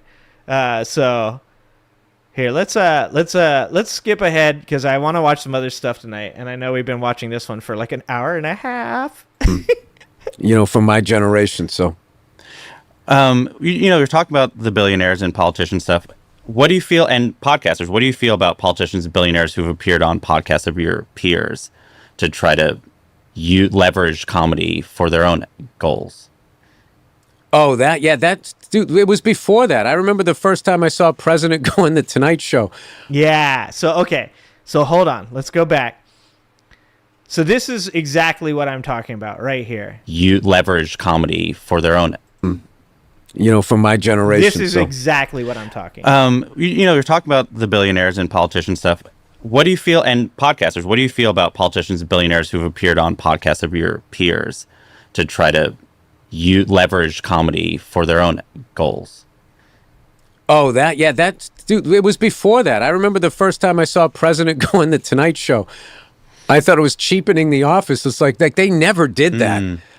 Yep, because they want to humanize the person to make you forget about the things that they are either doing, have done, or going to do.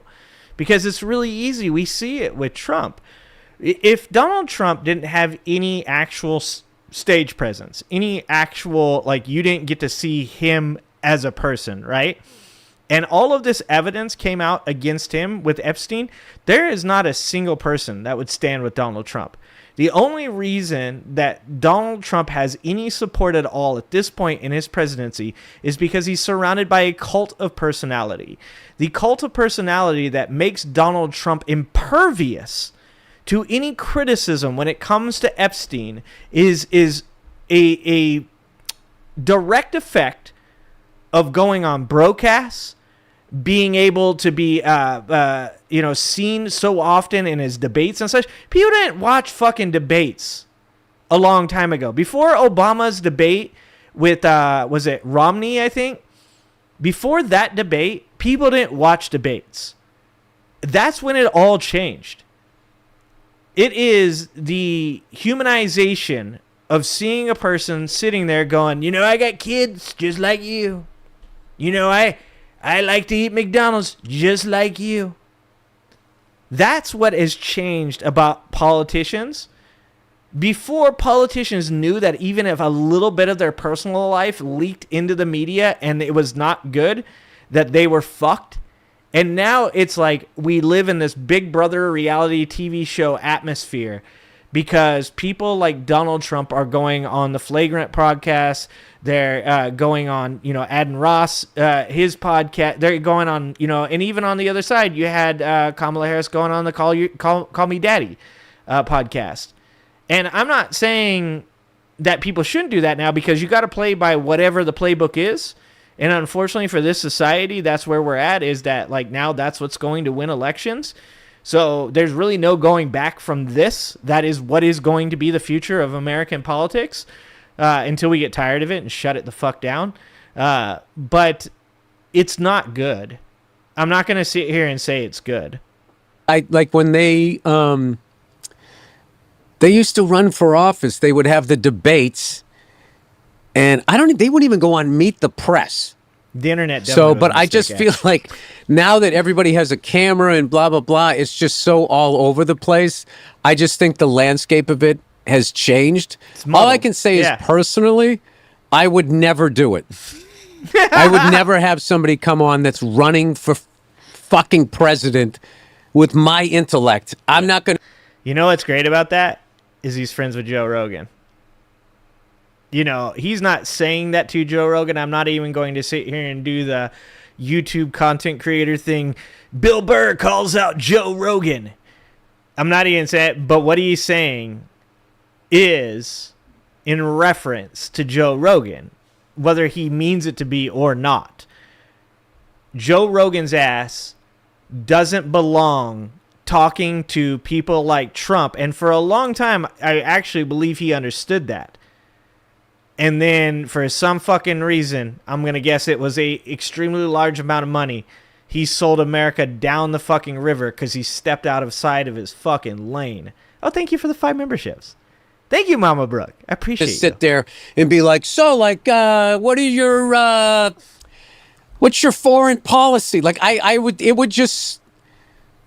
be like within 3 minutes, dude, what was your favorite Super Bowl?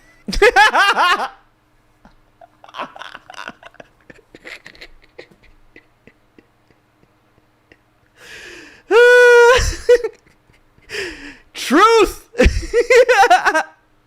And Trump would have said, I love Tesla. oh, God. That is fucking spot on, Bill Burr. And then people be like watching it going, I like that Super Bowl too. I'm going to vote for this guy. It's just like, it's just so far beyond my my wheelhouse. Like, I am just that's just way beyond. Yeah, you guys remember that clip of Rogan talking about Kash Patel? And he's like, well, the guy just like sat there right in front of me and told me like they had all these videotapes and stuff. And I mean, like, what am I supposed to push back?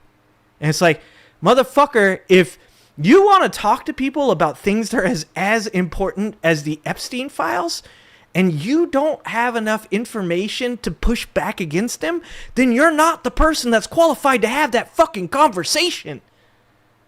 Jesus Christ. The problem is people don't want to stay in their lanes. People want to have an opinion because that in this look at me content creation world that we live in, where people monetize their personalities, exactly what I'm doing right now before somebody's like, well, hey, aren't you a hypocrite? Yes, I understand. And I've said this before. I'll happily step the fuck out of this. Y'all fix this shit. I'll just go around talking to all the people in my fucking life. You know what I'm saying? Like, we all got to figure out how to stay in our lanes and talk about the shit that we do, that we believe.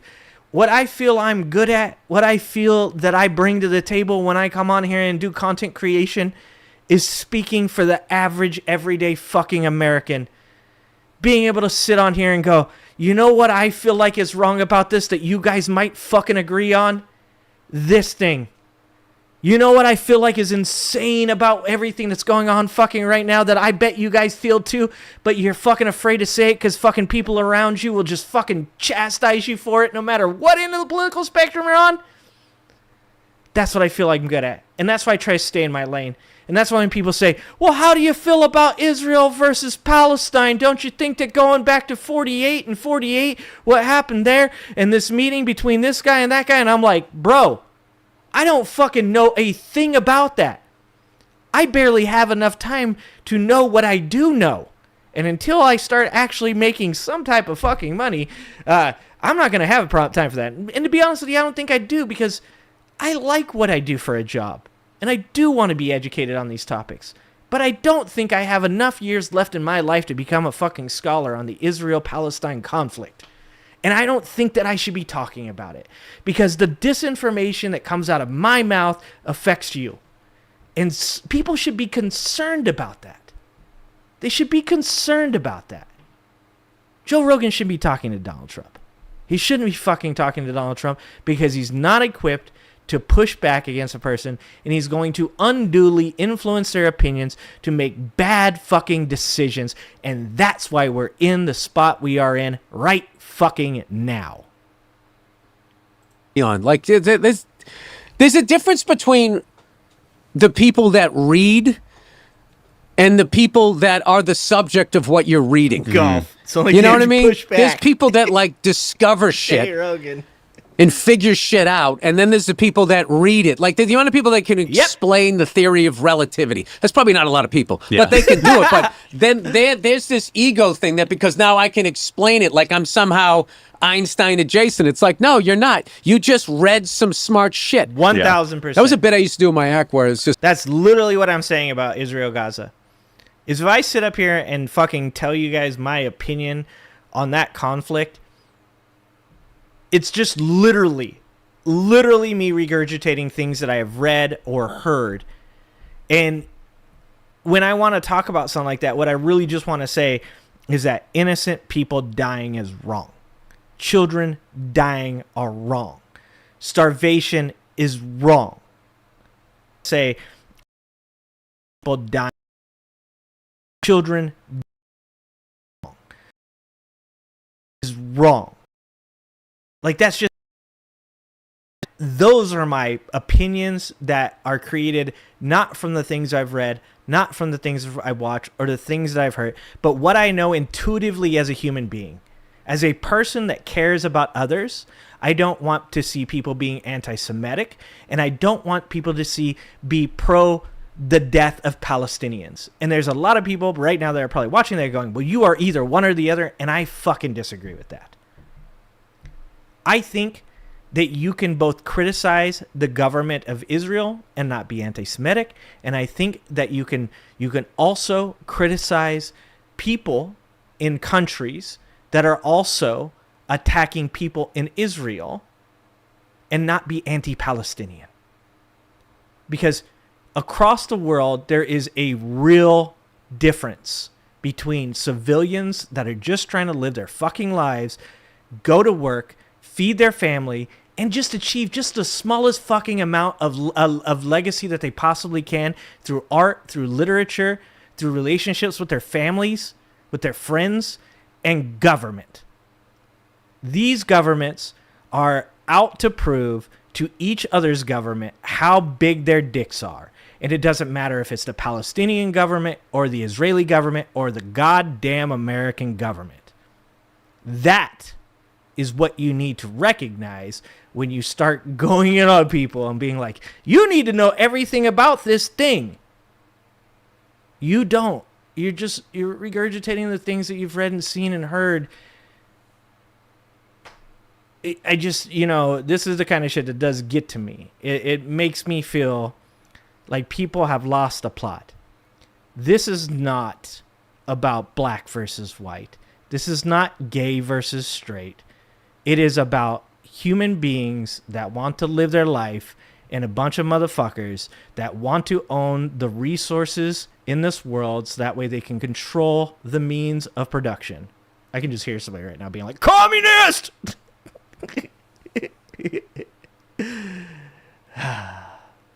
It's like, there's nothing worse than when a dumb person reads because now they think they're smart. It's just like, no, you're just a dumb guy that knows a lot of shit. Yeah. Like, intellect to me is how you process information. Mm-hmm. It's not just reading a bunch of smart shit, putting in your head, and then puking it out at people. Exactly. And be like, in 1492, that's not smart. You're torturing people. Yeah.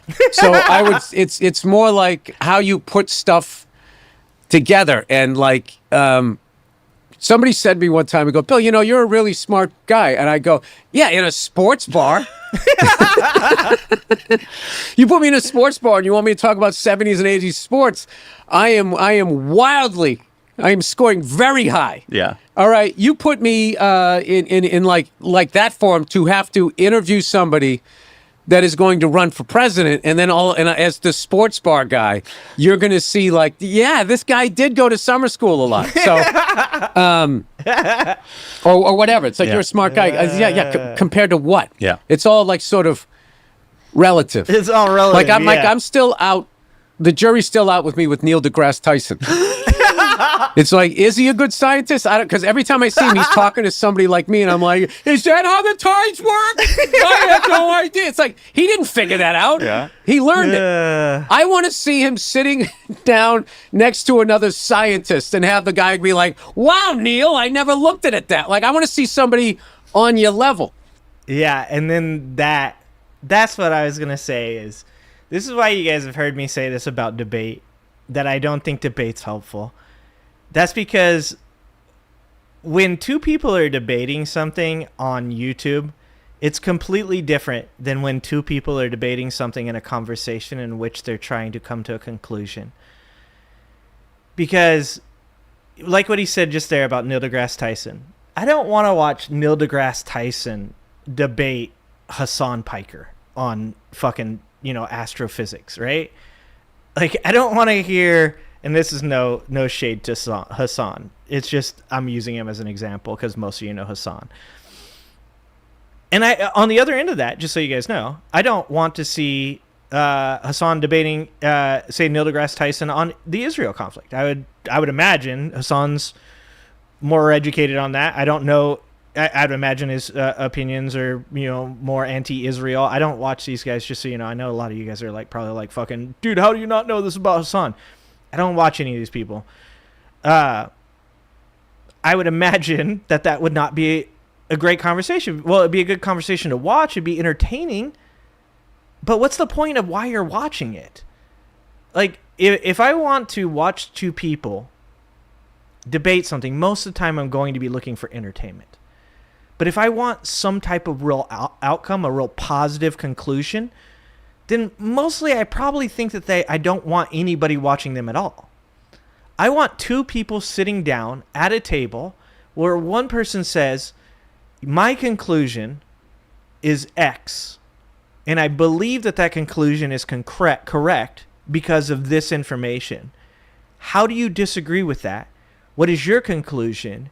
And how do we find the best solution for this common problem? That's what I think helps America and helps the world, is our conversations that are not on camera, conversations that are not for clicks and views, conversations that don't need a clickbait title. I think we look to the wrong places for value. I think we look to the wrong people for opinions. And until we recognize that what is really going on in this world is that we've automated and moved ourselves so far forward with technology that we've lost any real purpose and have given in completely to being entertained and just kept busy. Until we figure that out, I don't think that we're really going to actually have good outcomes in our conversations. Because our politicians shouldn't be entertaining. We shouldn't want them to give speeches that make us feel good inside. We should want them to be quiet, and we should want them to be productive. They shouldn't be on the Joe Rogan podcast. Oh, thank you, Rebecca Brewer, for the $10. Thank you for the gifted membership. I love your channel and your community. Best laugh ever. Thank you. I appreciate that. I try to have some real balance. I do try to make it funny as well. I do try to make it funny as well. Even when I'm up here ranting about shit. Let's let him finish talking about this and then we'll watch something else. Ah, Jesus Christ. Yes. No! What the fuck is going on? I remember.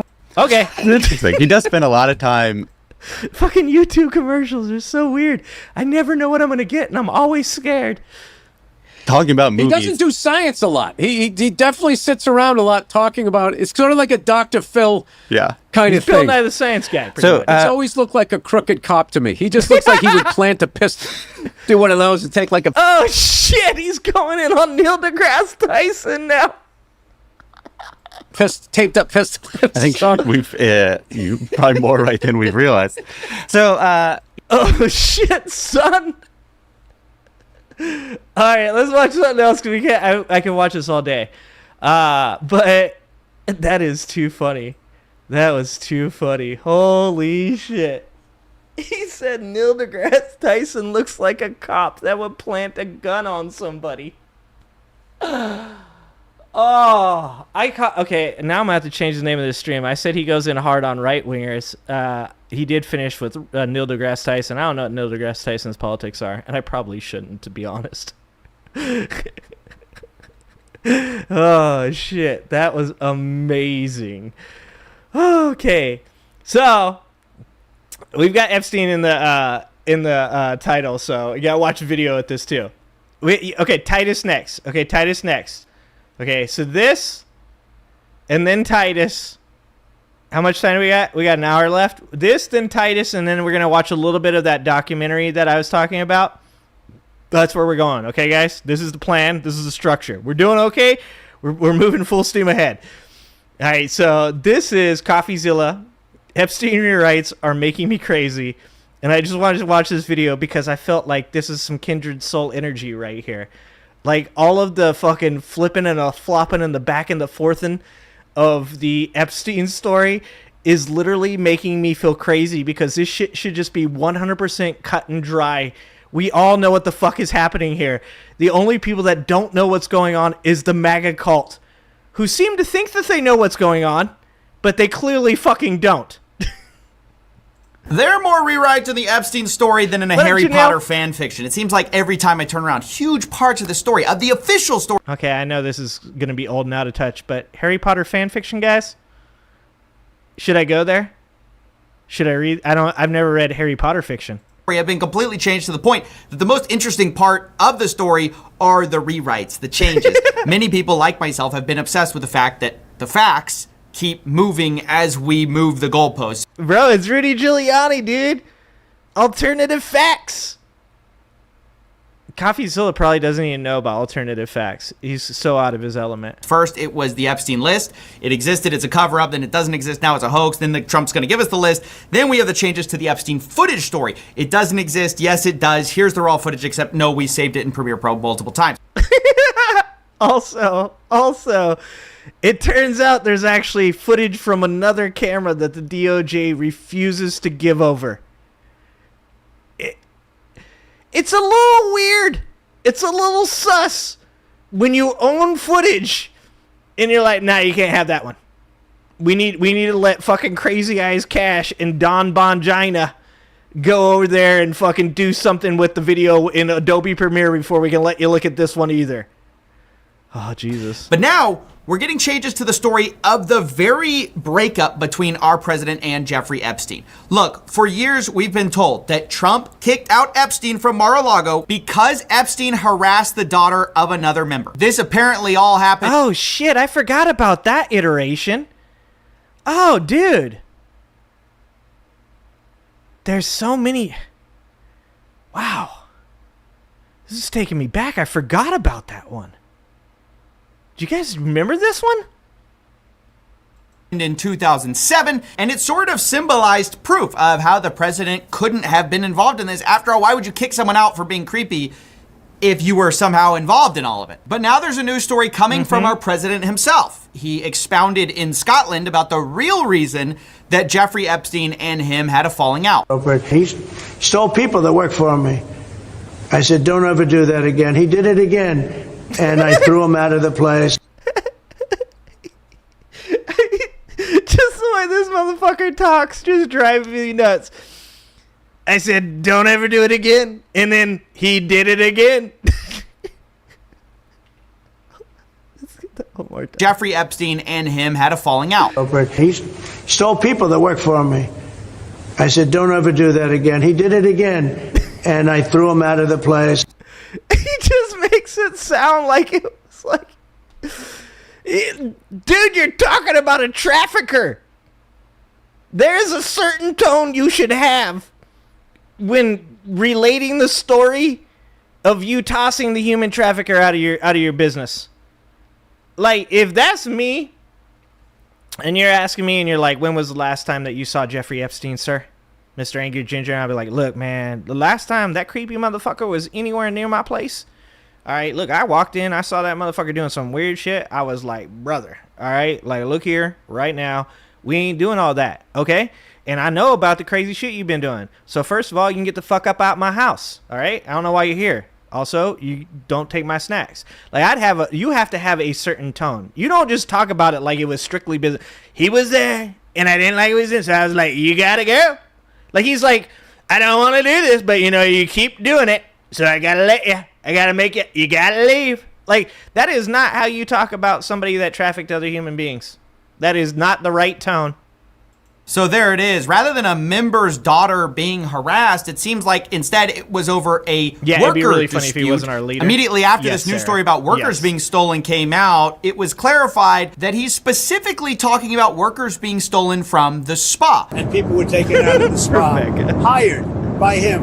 In other words, gone. And other people would come and complain, this guy is taking people from the spa. I didn't know that. Did one of those stolen... I don't want to laugh at any of this. I really don't. But this motherfucker is so unhinged. He's so absurd that it's hard not to. I shouldn't be laughing at all, but this is fucking... It's just so absurd. Persons that include Virginia Jeffrey? I don't know. I think she worked at... His ass, look at him! Look at him! Jeffrey? Look at the fucking eyebrows go up! Well... What the fuck? I don't know. I think she worked at the spa. Dude, if somebody reacted like that to something you asked them, you'd be like, this motherfucker is lying to me. I think so. I think that was one of the people, yeah. Dude, the Department of Justice is just watching this shit going, holy fuck, how are we going to explain this one? He stole her. Now, this is a Jesus remarkable Christ. change in our story because Virginia Giuffre is one of the lead accusers of Jeffrey Epstein. Everyone knew she was recruited at Mar-a-Lago.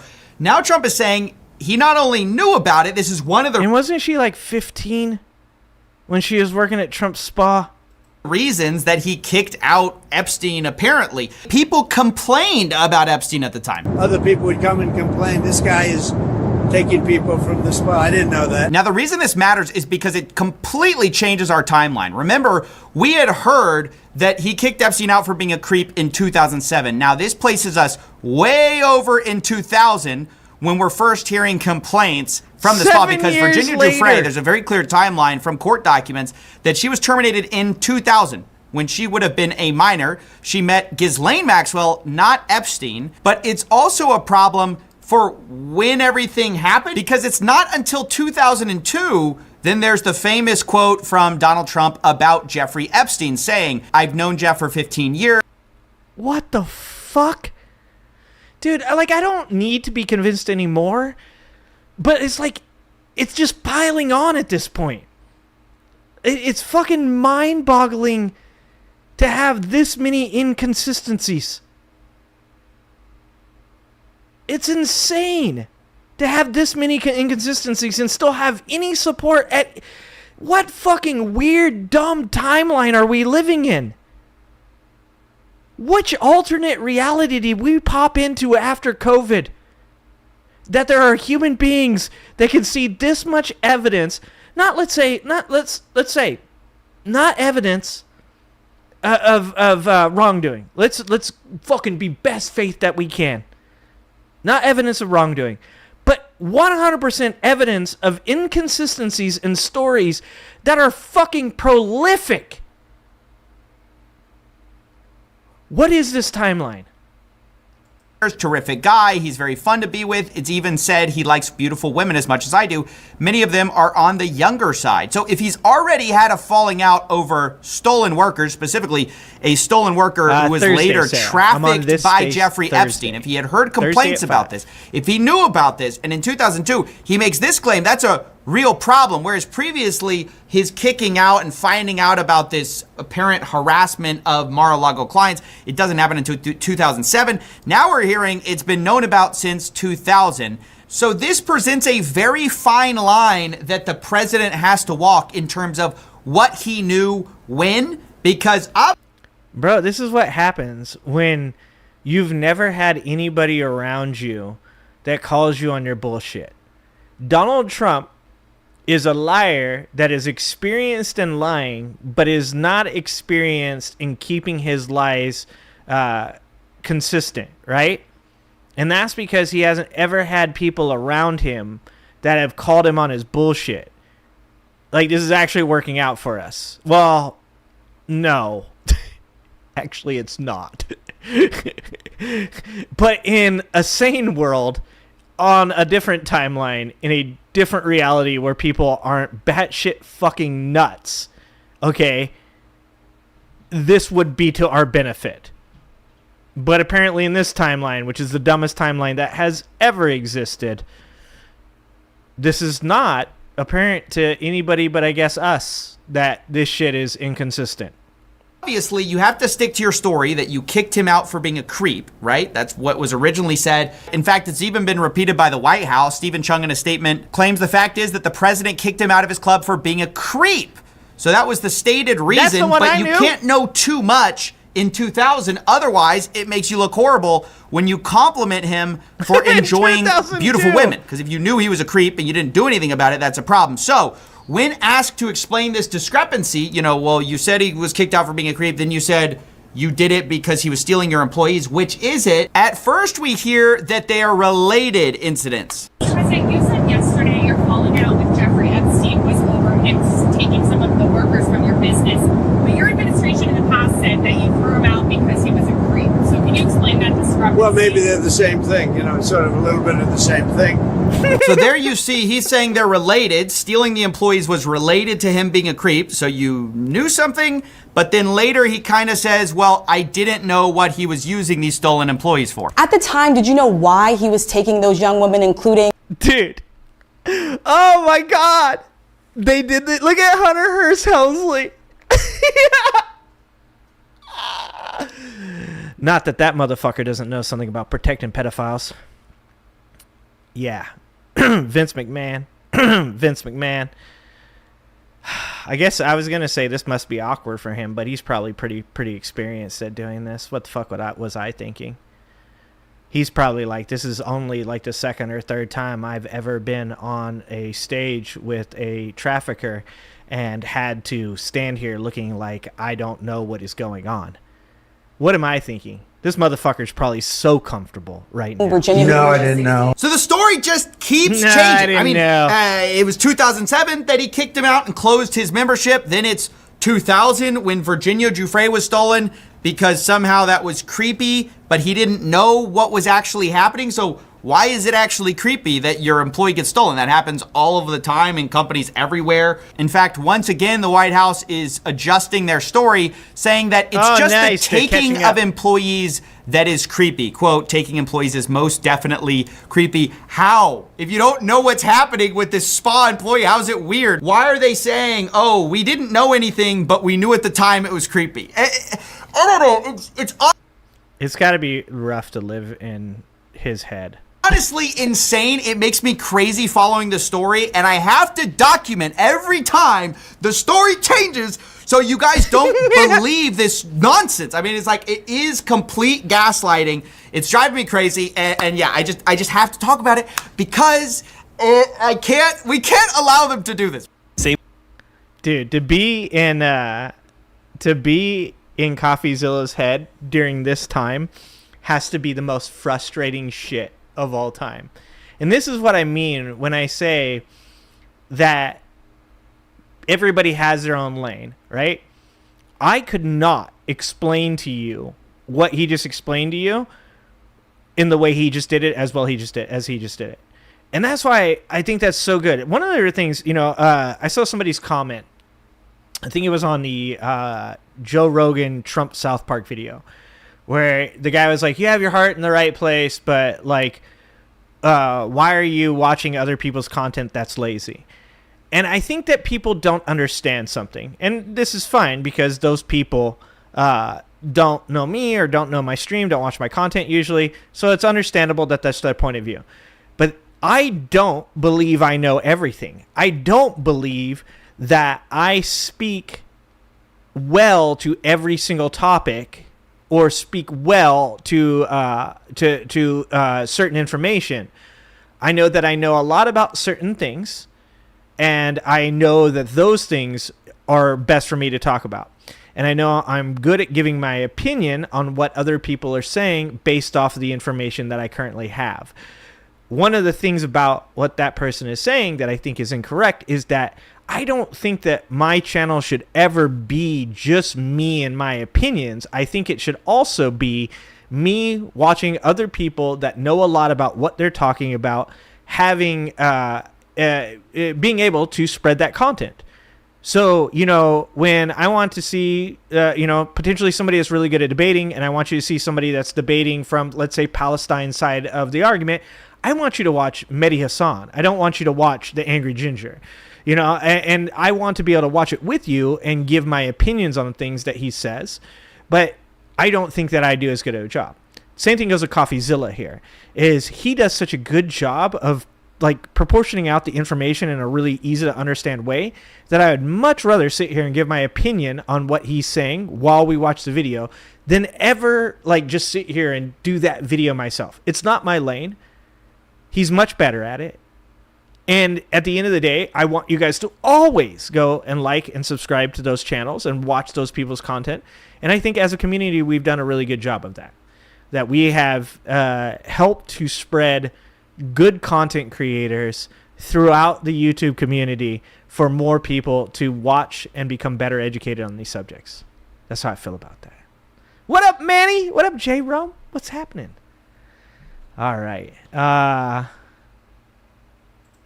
Let's see. Let's go. Okay, we're going to watch Titus next. I remember the plan. I remember the plan. All right. Let's watch 6 months of Psycho, the Armageddon update with Christopher Titus. I'm Christopher Titus, and this is the Armageddon update. I feel you, dude. Today will be an actual update on the slow-moving Armageddon that started on January 20th of 2025. Trump is like a glacier that's off its meds and also has a concealed carry permit. First of all, none of the lies he told... Wait, does he, though, anymore? Isn't it against the law for him to have a concealed carry as a felon? Somebody look that up. To get elected happened. They didn't exist. 21st century suffragists had the pissed off bartender on tonight? Oh, shit, son. I'm going to have to go back and watch that. And us people with a prefrontal cortex knew it, which is why we voted for the smart, accomplished, caring black lady. And we will lower costs on everything from healthcare to groceries and take on corporate price gouging. I've done it before, and I will do it again. Oh, by the way, currently, people that... we should talk about this. We really should talk about this. Let's take an interlude. Let's take a quick interlude here. If people don't understand what is currently happening with CPI, CPI is no longer being reported in 3 large cities.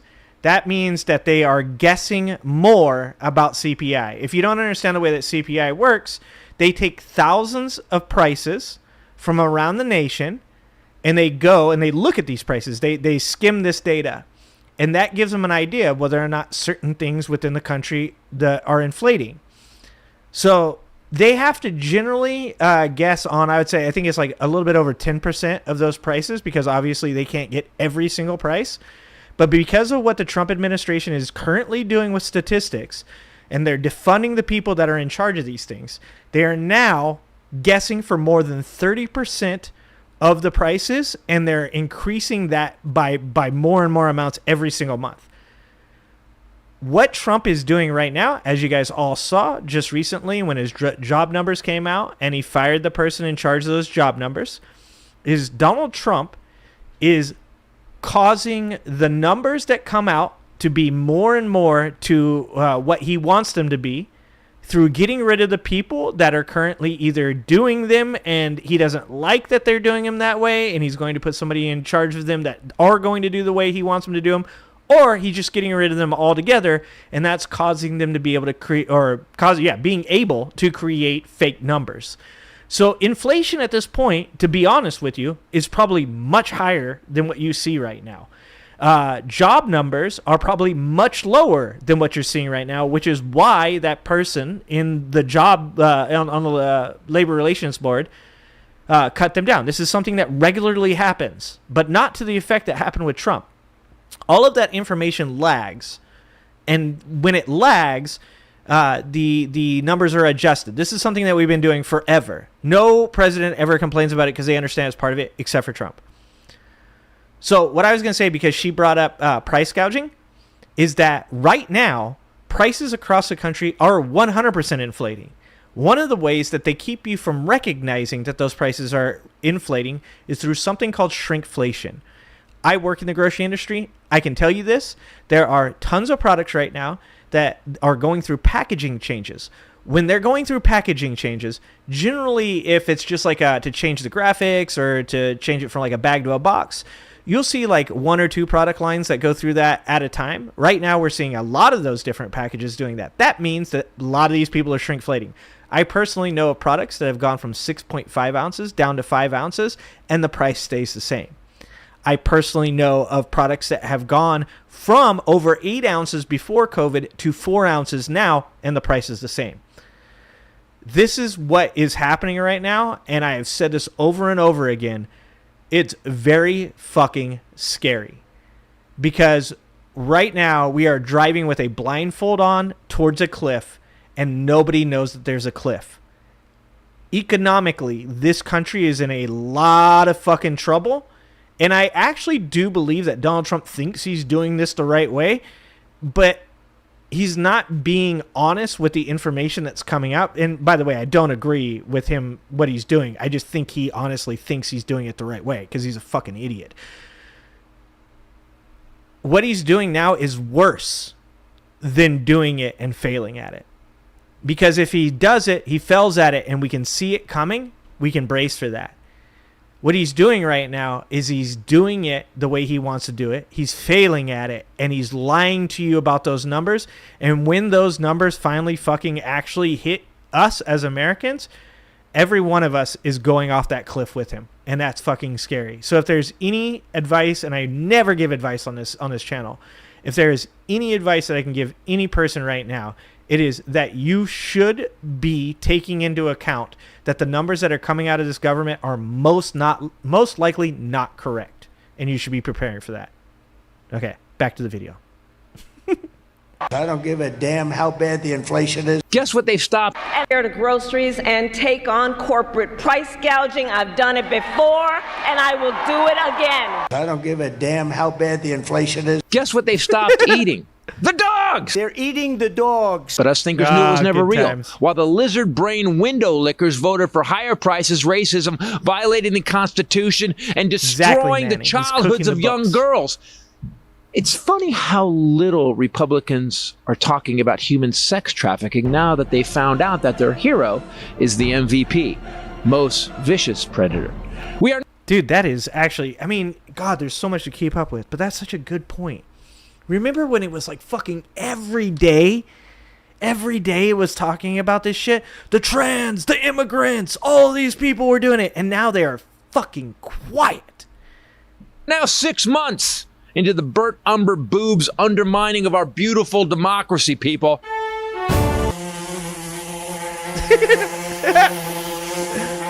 How's it going? Well, let's see how well. A man voted the worst president of all time by 150 historians in his first term is going to make sure he holds that title for the next 250 years in his second term. Sorry, we aren't going to last 2 more years, let alone 250. Yeah, we do. If this genius hangs around. Cheating in elections. Worst administration in the history of our country. They don't know what the fuck they're doing. You're gambling with World War III.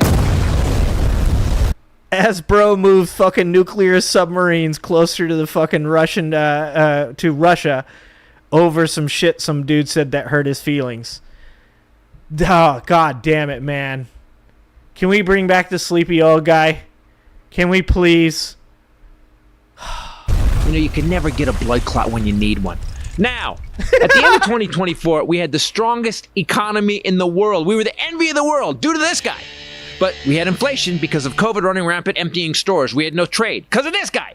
At least in America, that's how it was going. But the rest of the world had the exact same level of inflation until ours started dropping under this guy. And we had the lowest unemployment in 50 years because of this guy. Yep. Biden lifted only 2.3% inflation, 4% unemployment, infrastructure, CHIP acts, and had a wife that can actually stand next to and not hold her nose. Where is Melania? During the last year of Biden, we actually had disinflation while adding... Did you guys see Melania told somebody in an interview her and Trump never fight, and then people put together a montage of all the times that she makes shitty faces at him? The internet is fucking undefeated. Ugh.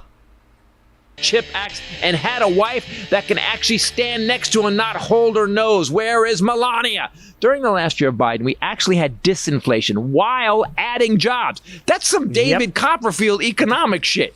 And Oh, and by the way, because Titus here is giving a lot of credit to Joe Biden, which I don't disagree with, a lot of that was because of fucking Jerome Powell, the very guy that Donald Trump wants to fire.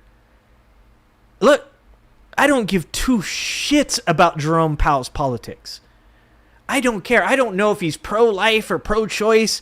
I don't know if he's pro-LGBT or what I guess is anti-LGBT. I didn't like, that's a weird thing. I just like, maybe that's just racist and homophobic. I don't know. Whatever it is, I don't want to know. You want to know why I don't want to know? Because the dude has fucking kept America, LGBT people, minorities, white people, brown people, black people, blue people, yellow people, green people, purple people, all the peoples. We all got our fucking buttocks saved by Jerome Powell. And that fucking nerd of numbers does not get enough credit for the shit that he did and the shit that he is doing right now. Because in 1987, guys, in 1987, as the dollar decreased, some dipshit, he was a president, some dipshit, can you guess in 87 who it was? Convinced the fucking Fed to lower interest rates, which exacerbated the situation, which led us into a recession. And that is what Donald Trump wants to do right now. This is what I'm talking about when I talk about that cliff that exists that's right fucking there and nobody wants to talk about it. Jerome Powell is literally standing in front of the fucking car right now screaming at us that we're blindfolded and we're headed towards a cliff, and Donald Trump is fucking fighting to get a hold of that wheel so he can fucking stomp on the gas pedal to drive us right the fuck off of it. So I just wanted to make that clear before we move on in this video. Joe Biden deserves a lot of credit for getting us through the pandemic. Jerome Powell, you guys could literally come on here and be like, you know, he's like a fucking pro-genocide guy. You guys could be like, yeah, you know, that fucker is totally pro-choice and donates. I'd be like, I don't fucking care right now. Because you know what? His ass 100% kept us out of a recession and is doing everything in his fucking little, tiny, nerdy math brain power, all right, to keep us from going to a recession right now. And Donald Trump wants us to fucking, for some weird reason, I think he actually wants the dollar to decrease. I think he wants to devalue dollar. We can get into that at a different time, not right now. Here's where we are now. We're deporting legal residents and asylum seekers. Now, remember how the red hat mark of the beast wearing morons said they wanted to have legal immigration? You know, you have rules, regulations, and we're going to make it very easy for people to come in terms of they have to pass the test. They have to be able to tell you what the statute. I doubt that Donald Trump remembers he said this. Of liberty is. And yet they're fine with arresting people in court who are actually doing it legally. That's a 4-turd lie. He told us tariffs are paid by China. That's a 6-turd lie. Before Colonel Kankles, we had pretty much free trade with average rates of 2.4%. Then our manic tripolar president imposed 145% tariffs, then 90% tariffs. Then he pulled those tariffs. Then he put those tariffs. Oh, yeah, and then he said, August 1st is the last time everybody's going to get tariffed. That's the way it is. And then like 2 days later, he's like, Mexico gets another 90 days. Taco strikes again. Back on. Then he dropped those tariffs to 30%. Then he changed it to 17%. And you're paying the tariffs. 5D chess, bros. 5D chess. I love Tesla. I love the poorly educated. Pay tariffs. You pay the tariffs. Look it up. And just so you know, the Smoot-Hawley Act of 1934 had about the same amount of tariffs. And when it was passed, it drove the economy into the ground and supercharged the Great Depression because Trump is depressionlicious. The great news is our insane flailing used car lot flappy tube man of one more time. I love Tesla. A president. Tariffs on, tariffs off, tariffs high, tariffs low, tariffs pause, tariffs change, no tariffs, across the board tariffs. 5D You know, chess, it really bro. gives us and the world a sense of calm, doesn't it? Santa Christopher. He's violated all our trade agreements, so now no one can trust us. He stopped helping Ukraine so he could help Russia. He violates the Constitution daily by deporting people with no due process. Then he and Elon Hitler Jr. raped every aid agency that gave us power and access worldwide. You know, the medical journal The Lancet said he estimates more than 14 million people could die by 2030 as a result of USAID cuts. 4.5 million. They don't care. They don't care. Can you guess why they don't care? It's because those kids, take one look at them. Take one look at those kids and then ask yourself, Why don't Trump supporters give a shit about those kids? Well, first of all, it's because they've never actually cared about kids, and we're realizing that now. Like, if there was one thing that you asked me, if you said a year ago, 2 years ago, if you said, but do you think Trump supporters hate children, though? I'd be like, no, that's no, right? I would be like, yeah, they probably, they probably believe a lot of shit that's happening that isn't happening is happening, but they also, their heart is probably in the right place, right? Not anymore. Now, after all this shit with Epstein, after all the USAID stuff, I'm like, I'm pretty sure these motherfuckers hate kids. At least the kids that aren't their kids. A million of those are children younger than 5 years old. Like Jesus taught. You remember that story when Jesus took the 5,000 fishes and turned it into one fish stick and then gave that to the richest money changer? Oh, Jesus. Then he diverted DOD funds that were supposed to repair and build nuclear silos so he could retrofit the jet Qatar bribed him with. $1 billion. No wars have been stopped. 2 more have started. 17 million lost health care. And the cadre of supervillains he's putting in places of power make MS-13 look like Tom Hanks. And while his big bullshit bill will cost the bottom 20% of earners in America about 7% of their income with tariff increases and prices going up, they also lose funding for food and medical services. But don't worry, guys. You guys are going to get $600 back. Yeah. $600, guys. Fucking, I bet you didn't see that coming. Paying $1,500 and then getting $600 of it back. Sweet deal. Art of the deal. Art of the deal. I love the poorly educated. Fucking Christ. But the good news is that people who already have it all, including their own fucking space programs, will get a little bit more. Yeah. While kids, grandkids, and great-grandkids, who are not even born yet, have an extra $3.8 trillion to pay off. Fuck. I'm Christopher Titus, and this is the Armageddon Update. Fuck. Fuck. Fuck. Fuck. Fuck.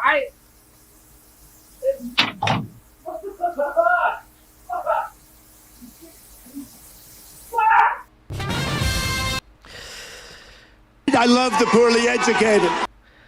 Oh my God. You're only 6 months into this bitch. Oh my God. It is real. What's up, Tamara? How's it going? How are you? All right. That's just, like I said,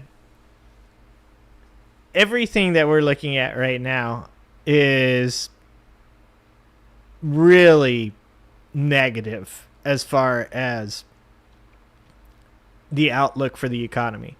It's really negative as far as the outlook for the middle class.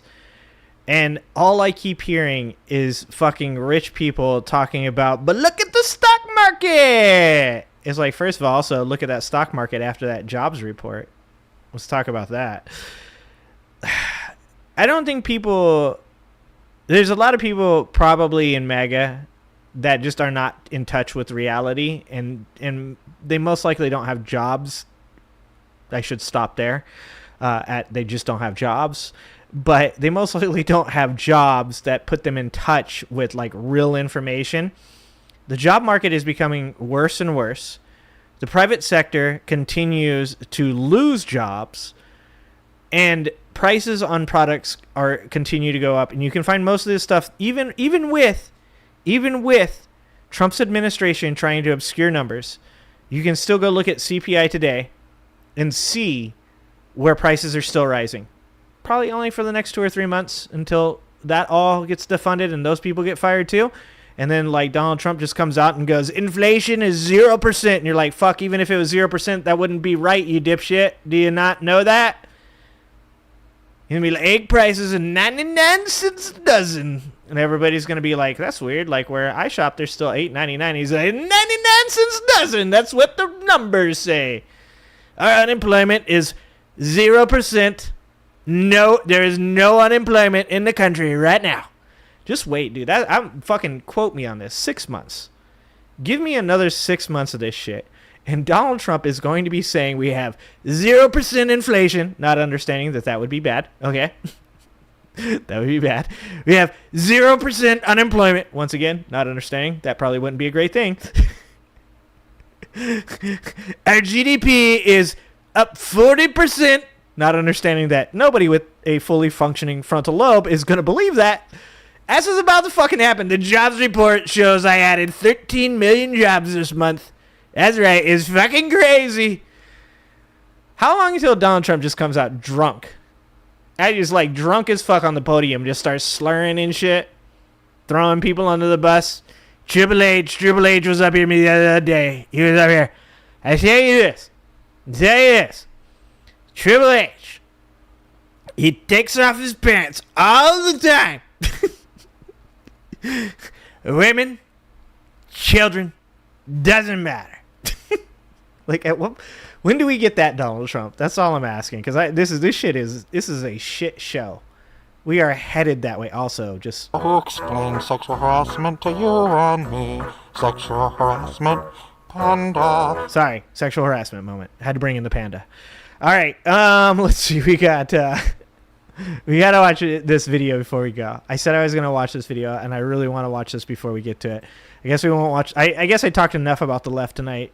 We don't need to watch the problem with the left video. We'll watch that some other night. It's always pertinent. So this is a video. It's called the Palestinian film that's also funny. Sometimes I take a little bit of criticism for like as much laughing and joking that I do. And I think that people don't always understand where my lane rests as far as like my content and what I'm trying to do for people in this situation is. And this video does a great job of explaining that. And this is a video from 2009 by a director named Elia Suleiman. And it's called The Time That Remains. It's about Palestinians living under Israeli occupation. This is 2009, so this is a while ago. And it's a comedy documentary. And I wanted you guys to watch this because sometimes I have a hard time explaining why it's important to keep a sense of humor during really fucking hard times. I also think, just so you guys know, that you should draw a line in the sand. And there is a point where I'm not fucking laughing anymore. You know what I'm saying? You touch my children. You harm my family. You harm my friends. You harm the people that I love. And you will be fucking around and finding out that day. So I want every person to understand when we're talking about this that it is important to laugh at the absurd. And it is important to be able to keep fighting with that humor.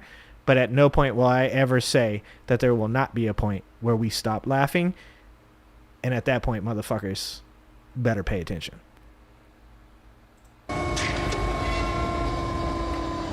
This is like some Naked Gun shit.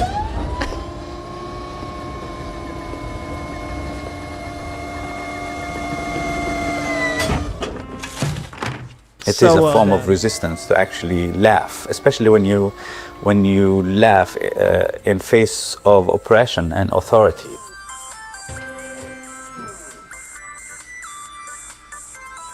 Because Donald Trump doesn't want you to laugh anymore. Oppressors want to take away from you your happiness and your hope. And that's why I actually thought, and I'm sure that this was lost on most people. Well, not lost on most people, lost on some people. But I actually thought Kamala Harris's campaign's idea with the idea of bringing back joy was really good. And I liked her pick of Tim Walz because I thought that he embodied kind of that, let's just fucking get back to having a good time and let's get back to just minding our own business mentality. But more than anything, this administration wants you to stop laughing. They want you to stop hoping. They want you to stop having, good times with your family and relationships that matter to you. They want you alone. They want you sad. And they want you apathetic and exhausted. And this is how we combat that. This is how we do it.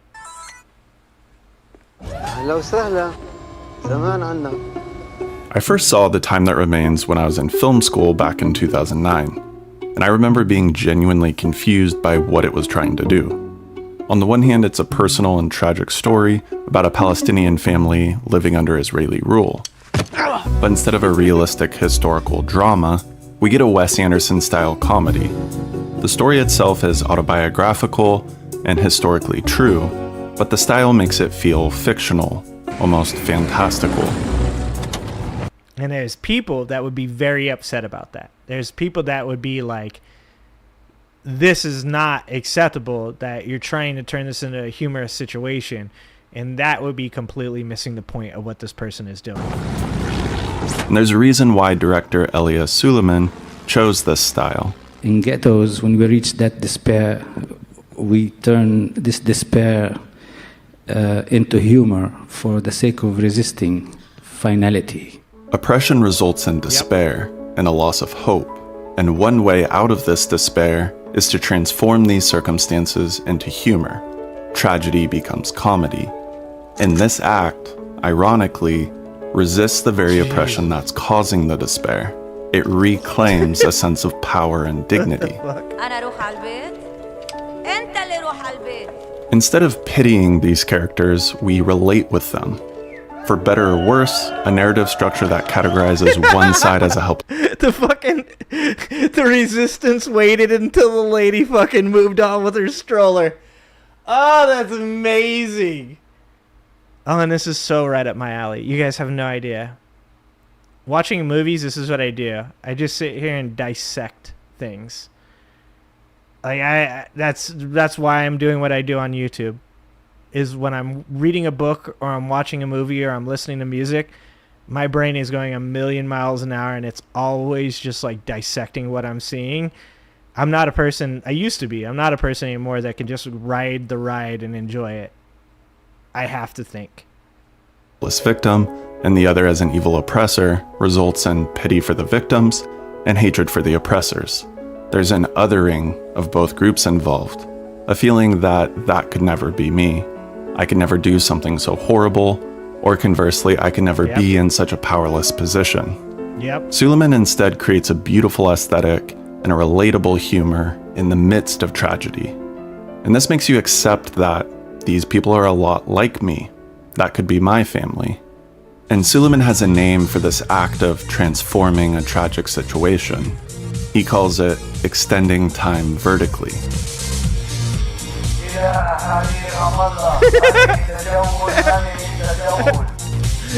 Can't help but bob your head to it. The humor of a ghetto stems partially from the necessity to extend time and to gain time, often vertically. So if you know that you have a certain amount of time that you can sustain yourself in despair, whether it's a constant or whether it's before being taken to the gallows, one way to expand your life at this moment would be actually to poeticize. And there's a lot of poetry in the humor as well. Oh, no. Oh shit, son. You know what I really like about that? Is that he uses the word ghetto. I've been criticized by people on the left even that I came in and been like, you're not supposed to say ghetto. And I'm like, motherfucker, that's what we called it.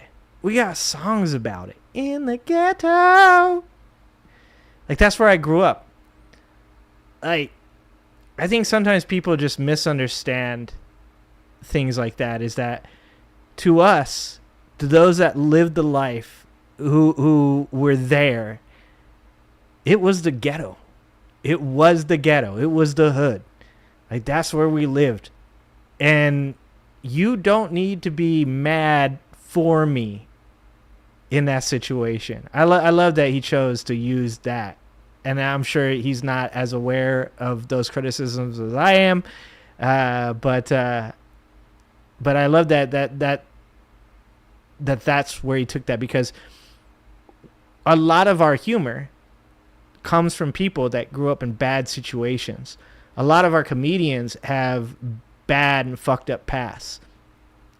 And even Joe Rogan said the funniest people he knew, okay, grain of salt, but the funniest people he knew always had traumatized backgrounds, right?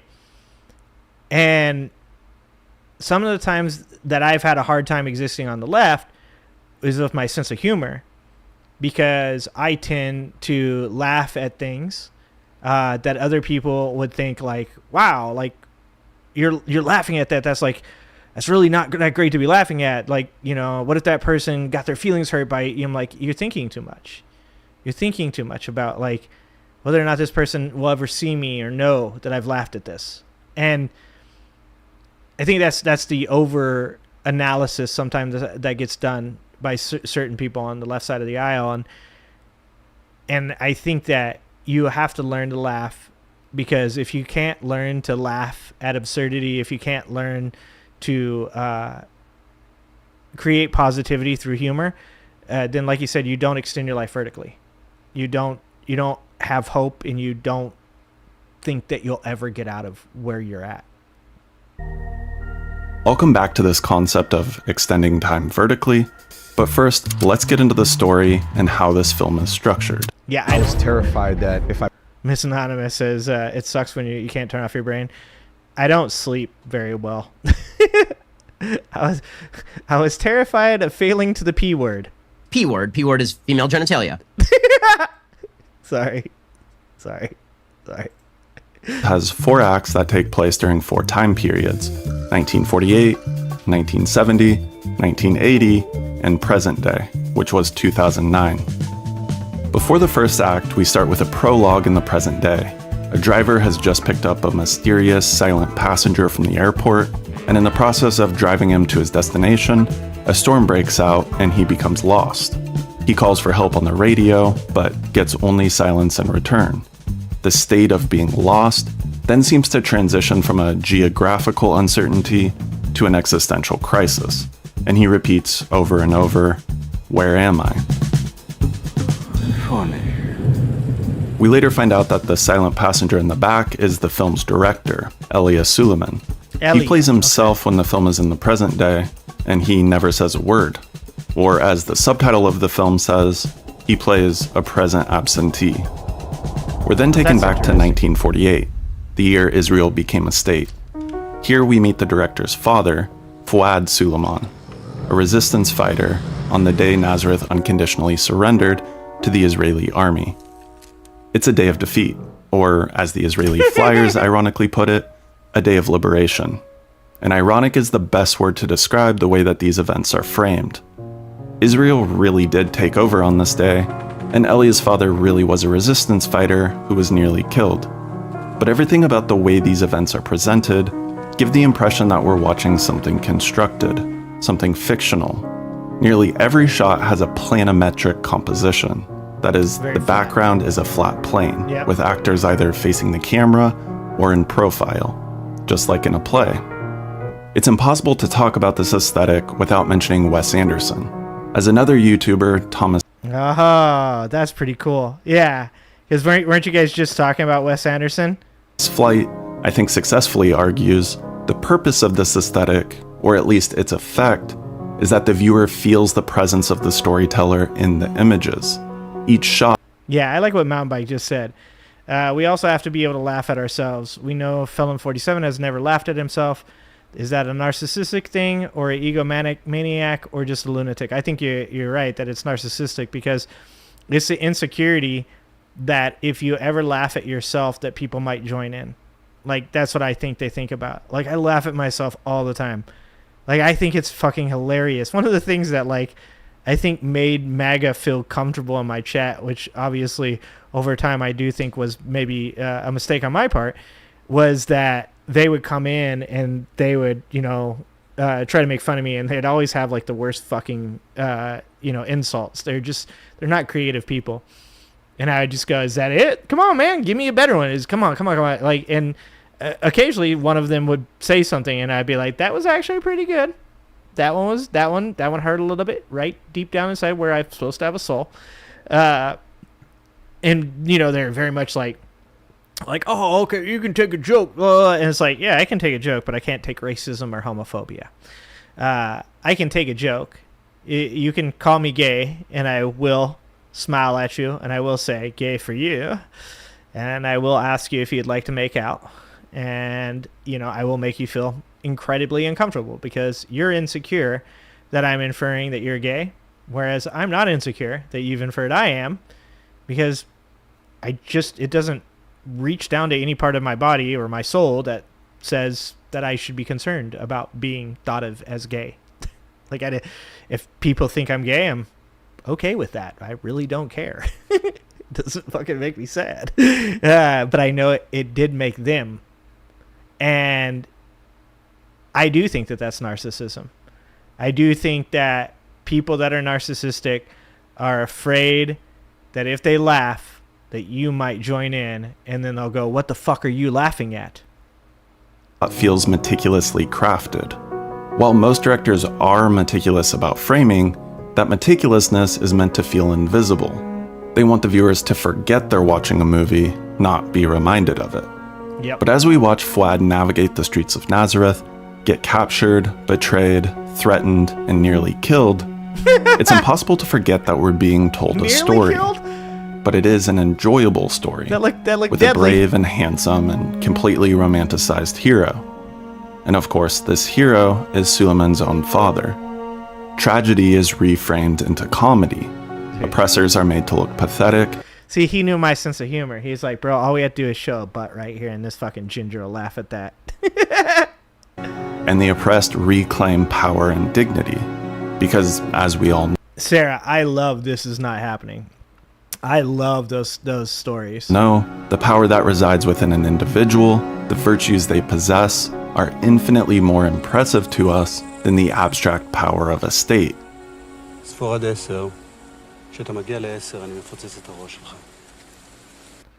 was about to say that this is actually an extremely good way to get your message across. And then I thought about MAGA, and I was like, MAGA could literally watch this shit and never understand what the fuck it's about. They'd just be like, "Why am I watching this? Oh, they showed a butt." I guess that's why MAGA is like, you could come over and be on our side because we'd all laugh at butts together.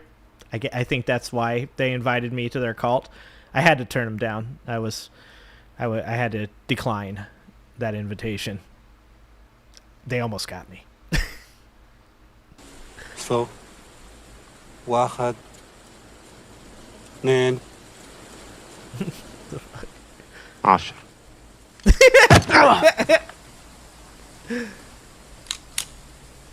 To cap off this day of defeat, the first act ends with Fouad being beaten and his limp body tossed over a ledge. See, that's funny.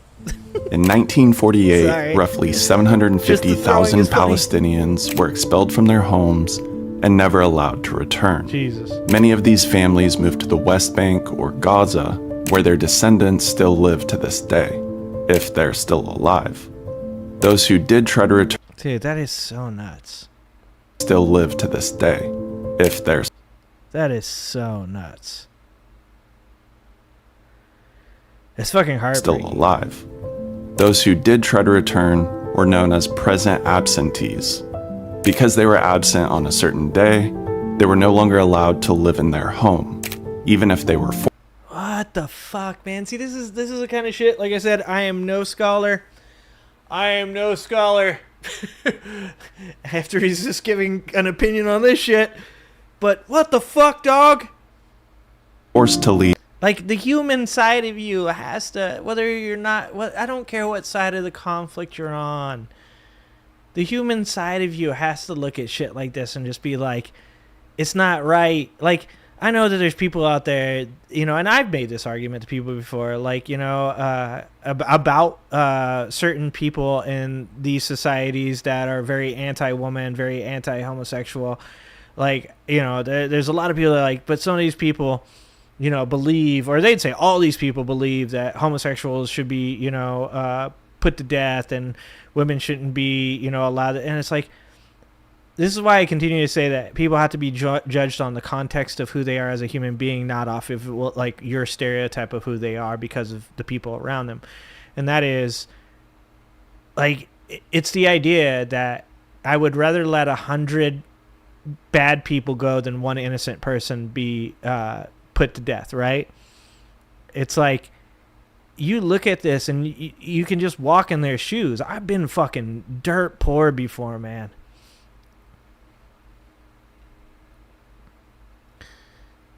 to walk in those people's shoes is to know what it's like to suffer. And to know what it's like to suffer like that, you can't help but to have empathy for people, regardless of whether or not some of them could be bad people. And returned with proof of ownership. In 1950, only 156,000 Palestinians remained in Israel, and 46,000 of those were considered present absentees. But because Nazareth was majority Christian and Israel didn't want to damage relations with Western nations, it was one of the few towns where inhabitants were not expelled. And today, Nazareth is known as the Arab capital of Israel. Oh. The second act takes place in 1970 when Elia is 10 years old. We're presented with what I guess I would call dark situational comedy. Mm-hmm. That, like, the normalization, the polar opposites of the life that's being lived and the life that's being lived within the home is actually something that a lot of us see right now in our day-to-day lives. The understanding that America as a whole is kind of heading down this really dark path. But then when you sit down with your family and the people that you love and you can sit there and just like have dinner and, have some sense of normalcy, it really is very strange. It's surreal. I experienced this when going to a friend of mine's house for a barbecue. And during that time, I was saying to myself, like, okay, tonight we're going to stay away from any topics. We're just going to have a good time. We're going to enjoy having our family because this is important. And when we did it, we went there and then we went home, it felt strange. It felt like, you're faking it. And I think a lot of people right now feel this. I think a lot of people feel like they're faking that everything is going to be okay, that reality is different than what it is. And it's leading to what I get, the feeling I get from this scene of the attempt at normalcy while you're well aware that everything that's going on around you is not normal, that this is how you stay sane. Like if a sitcom took place in a ghetto. Their neighbor continuously douses himself in gasoline, only for Fouad to nonchalantly save him. Children are awarded a prize for singing nationalist songs in Hebrew. Elia is scolded for calling the U.S. colonialist. Fouad is harassed while fishing at night with his friend. And all of this feels like the new normal. Variations of the same scenes repeat, and all of it is presented in the same ironic, meticulously crafted tone. The monotony only broken up when Fouad disobeys an order and puts his life on the line to save an Israeli soldier. The second act ends when Fouad is arrested. That's great there, because that's humanism, right? That is showing that even when a person is resisting, even when they stand against everything to do with what a government is doing, that they can still be a human and they can still see the value in helping another person. And this is what I mean. This is why I think it's really important for people to not lose their humanity when talking about this conflict, to understand that there are lots of good Israeli Jewish people and there are lots of good Palestinian people that still exist in both of these countries, and that the worst thing that could possibly happen from all this, and I know this is going to sound stupid to some people, they're going to be like, that's not the worst thing, but to me it is the worst thing that can possibly happen, is that people lose their humanism and start hating and becoming what they've stood against this whole time, and that is becoming super anti-Semitic or becoming super anti-Muslim, anti-Palestinian. The reminder that there are good people in all countries, regardless of what their governments have done, and that they deserve your respect and empathy as well. In the middle of the night, after being suspected of smuggling weapons by sea. presumably because of his nighttime fishing. Ironically, the same man who almost died saving an Israeli soldier is then accused of conspiring to revolt. We're then dropped into 1980, and Elia is now a young man. We get the same dark sitcom vibes as the last act, but there's more political unrest now. Get auto tech training at Universal Technical Institute and become career ready in less than a year. Doing so well. A few years earlier, in 1976, the Israeli government announced that they would be confiscating Palestinian-owned land, and a project... This is about the time that Ghislaine Maxwell's dad was involved, right? We know this from the video we watched the other day. ...called the Judaization of the Galilee. In response, Palestinians across the state organized demonstrations. Military and police killed 6 unarmed demonstrators, injured 100, and arrested hundreds more. March 30th, known as Land Day, is still commemorated by Palestinians to this day. We find out that Land Day is approaching, and that during the last Land Day, Elia was accused of tearing an Israeli flag and forced to leave the country. Don't forget that this is based off a true story. Don't forget that, because that's fucking nuts. And that is what Trump wants to do to Americans, is that if you do anything to the American flag, you should be jailed, if not deported. That's fucking And nuts. so his mom worries about what might happen to him this year. And sure enough, a policeman shows up to warn him that he's been denounced and needs to leave the country, despite the fact that the protests are happening outside and he's clearly not participating in them. We then get this slapstick scene of an injured protester being protected by hospital staff while soldiers try to arrest him. Dude, how crazy is that? We just literally saw hospital staff that is now being put up on charges for protecting an immigrant from ICE agents. This was written in 2009. What is it? History doesn't repeat, but it sure does rhyme. Isn't that a Mark Twain quote? Like, holy fuck. Goes back and forth until finally a soldier aims a rifle, forcing the hospital staff to back down. Elia then picks up his father from the same hospital and drives to the pharmacy to get his prescription filled. Fouad, who has dealt with health issues ever since his beating in 1948, just recently had open heart surgery. He falls asleep in the car, and with Elia fleeing the country, it becomes clear that this is the last time he'll see his father alive. It's obvious that this film, The Time That Remains, is concerned with time, and limits to time, and the quality of the time that we do have. Yeah. This finality, this limit to the time that Elia has with his father, a limit that's imposed on him by the state, is the very thing that the film wants to resist. But when we're powerless to change those limits, when we're forced to accept that our time remaining is outside of our control, we stop trying to extend time horizontally. We stop trying to gain more time, and instead we extend time vertically. We slow it down and make the most of it. We make meaning out of the time that remains. That's beautiful, to be honest. Because like I said earlier, I think that one of the main problems that we have is, the balance between adversity and security, right? Like we need this necessity of balance between security and adversity. When we have too much security, we grow soft and lax. Don't make any dick jokes, guys.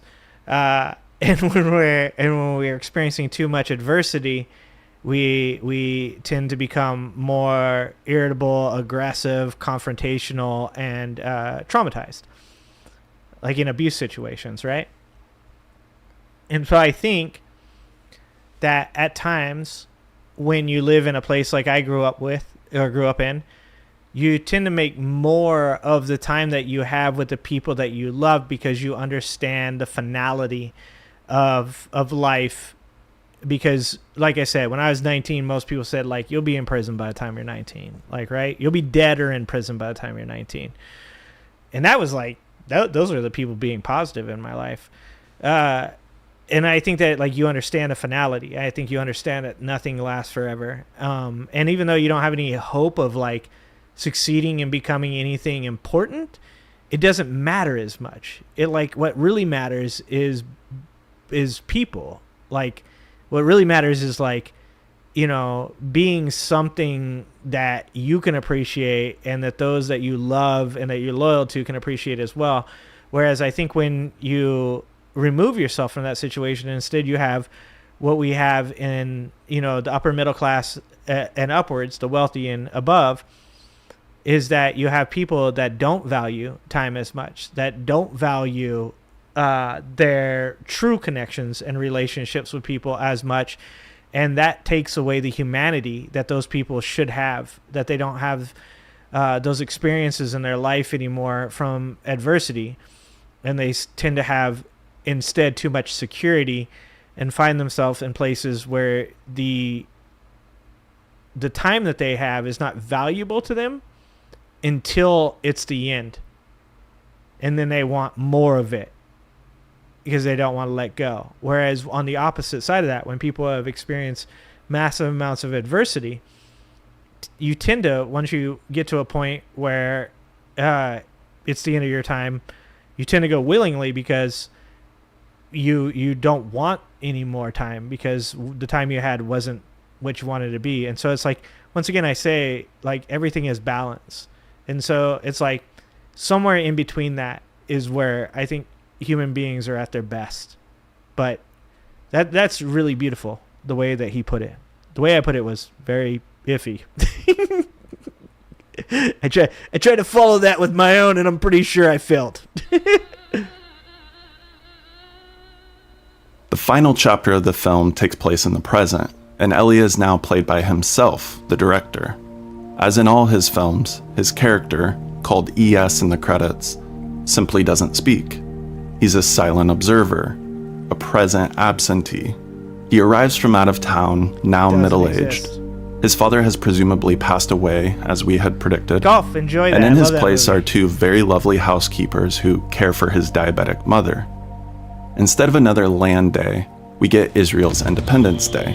And instead of protests, we get fireworks. After seeing friends and spending some time at home, Elia takes a rather awkward cab ride to Ramallah in the West Bank. He can't help but to try to glance at the woman sitting next to him, but every glance is interrupted by the sudden appearance of a nude Marilyn Monroe hidden under the sun visor. The energy in this city feels different than Nazareth.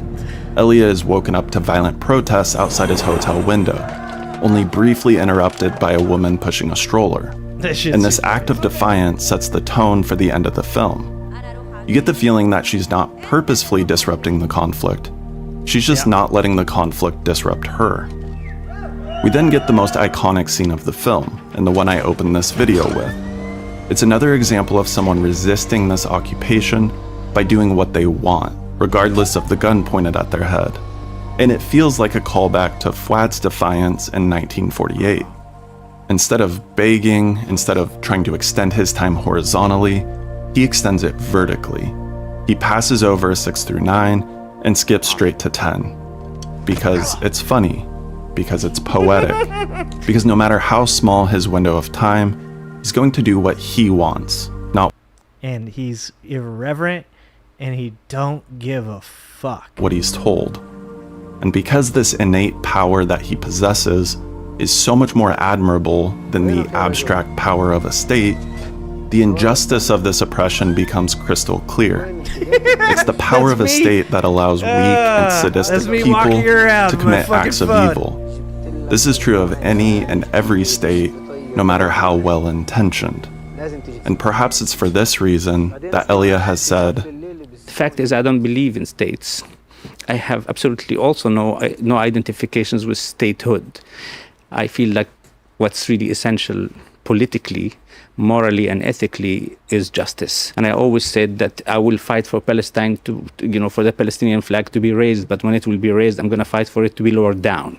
Simply because my issue is not about borders. My issue is about people having simply equality, that they are living in a secular society, that they choose whatever they want to do in a democratic state of being." These 100% grass-fed beef sticks from Paleo Valley are 30 sticks for just $36 right now. But before you Okay, go and but buy I don't them, want any beef stick right now. And in these No beef small stick right acts now. of defiance, even those who serve the state can be seen as humans.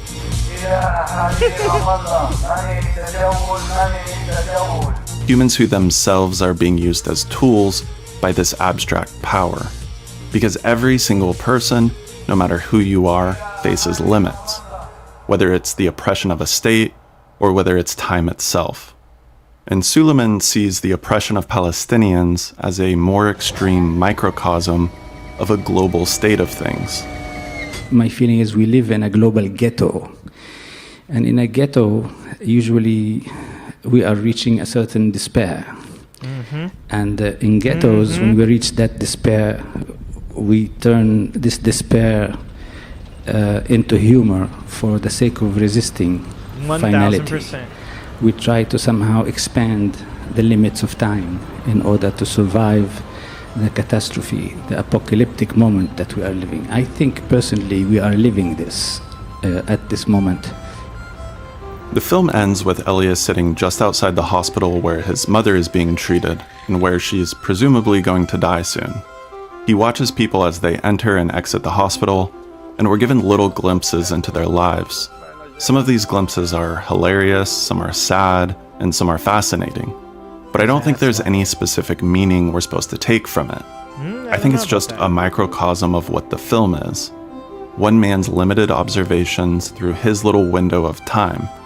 Not at home, not belonging, just observing and making the most out of this in-between liminal state. Yeah.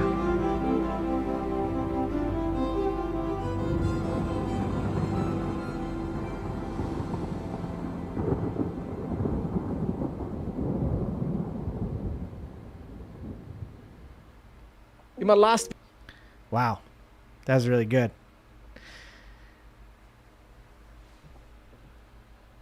At the end of the day, yes, I mean, we watched that documentary. The documentary, I'm going to go watch that documentary. But let's see what it's called one more time. The documentary is called The Time That Remains, and is by Elias Suleiman. And this video is from The Projectionist. So I think the video is both very well done.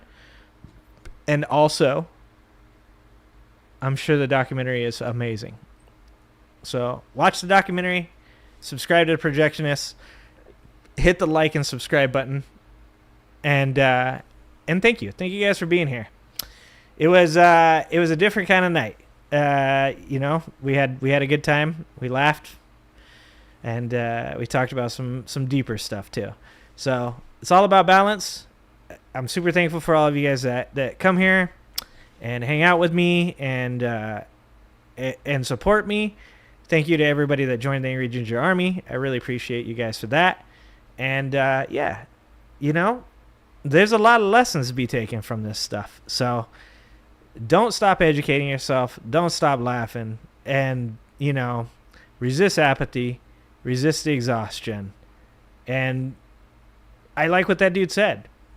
When the Palestinian flag, I will fight for the Palestinian flag to be raised.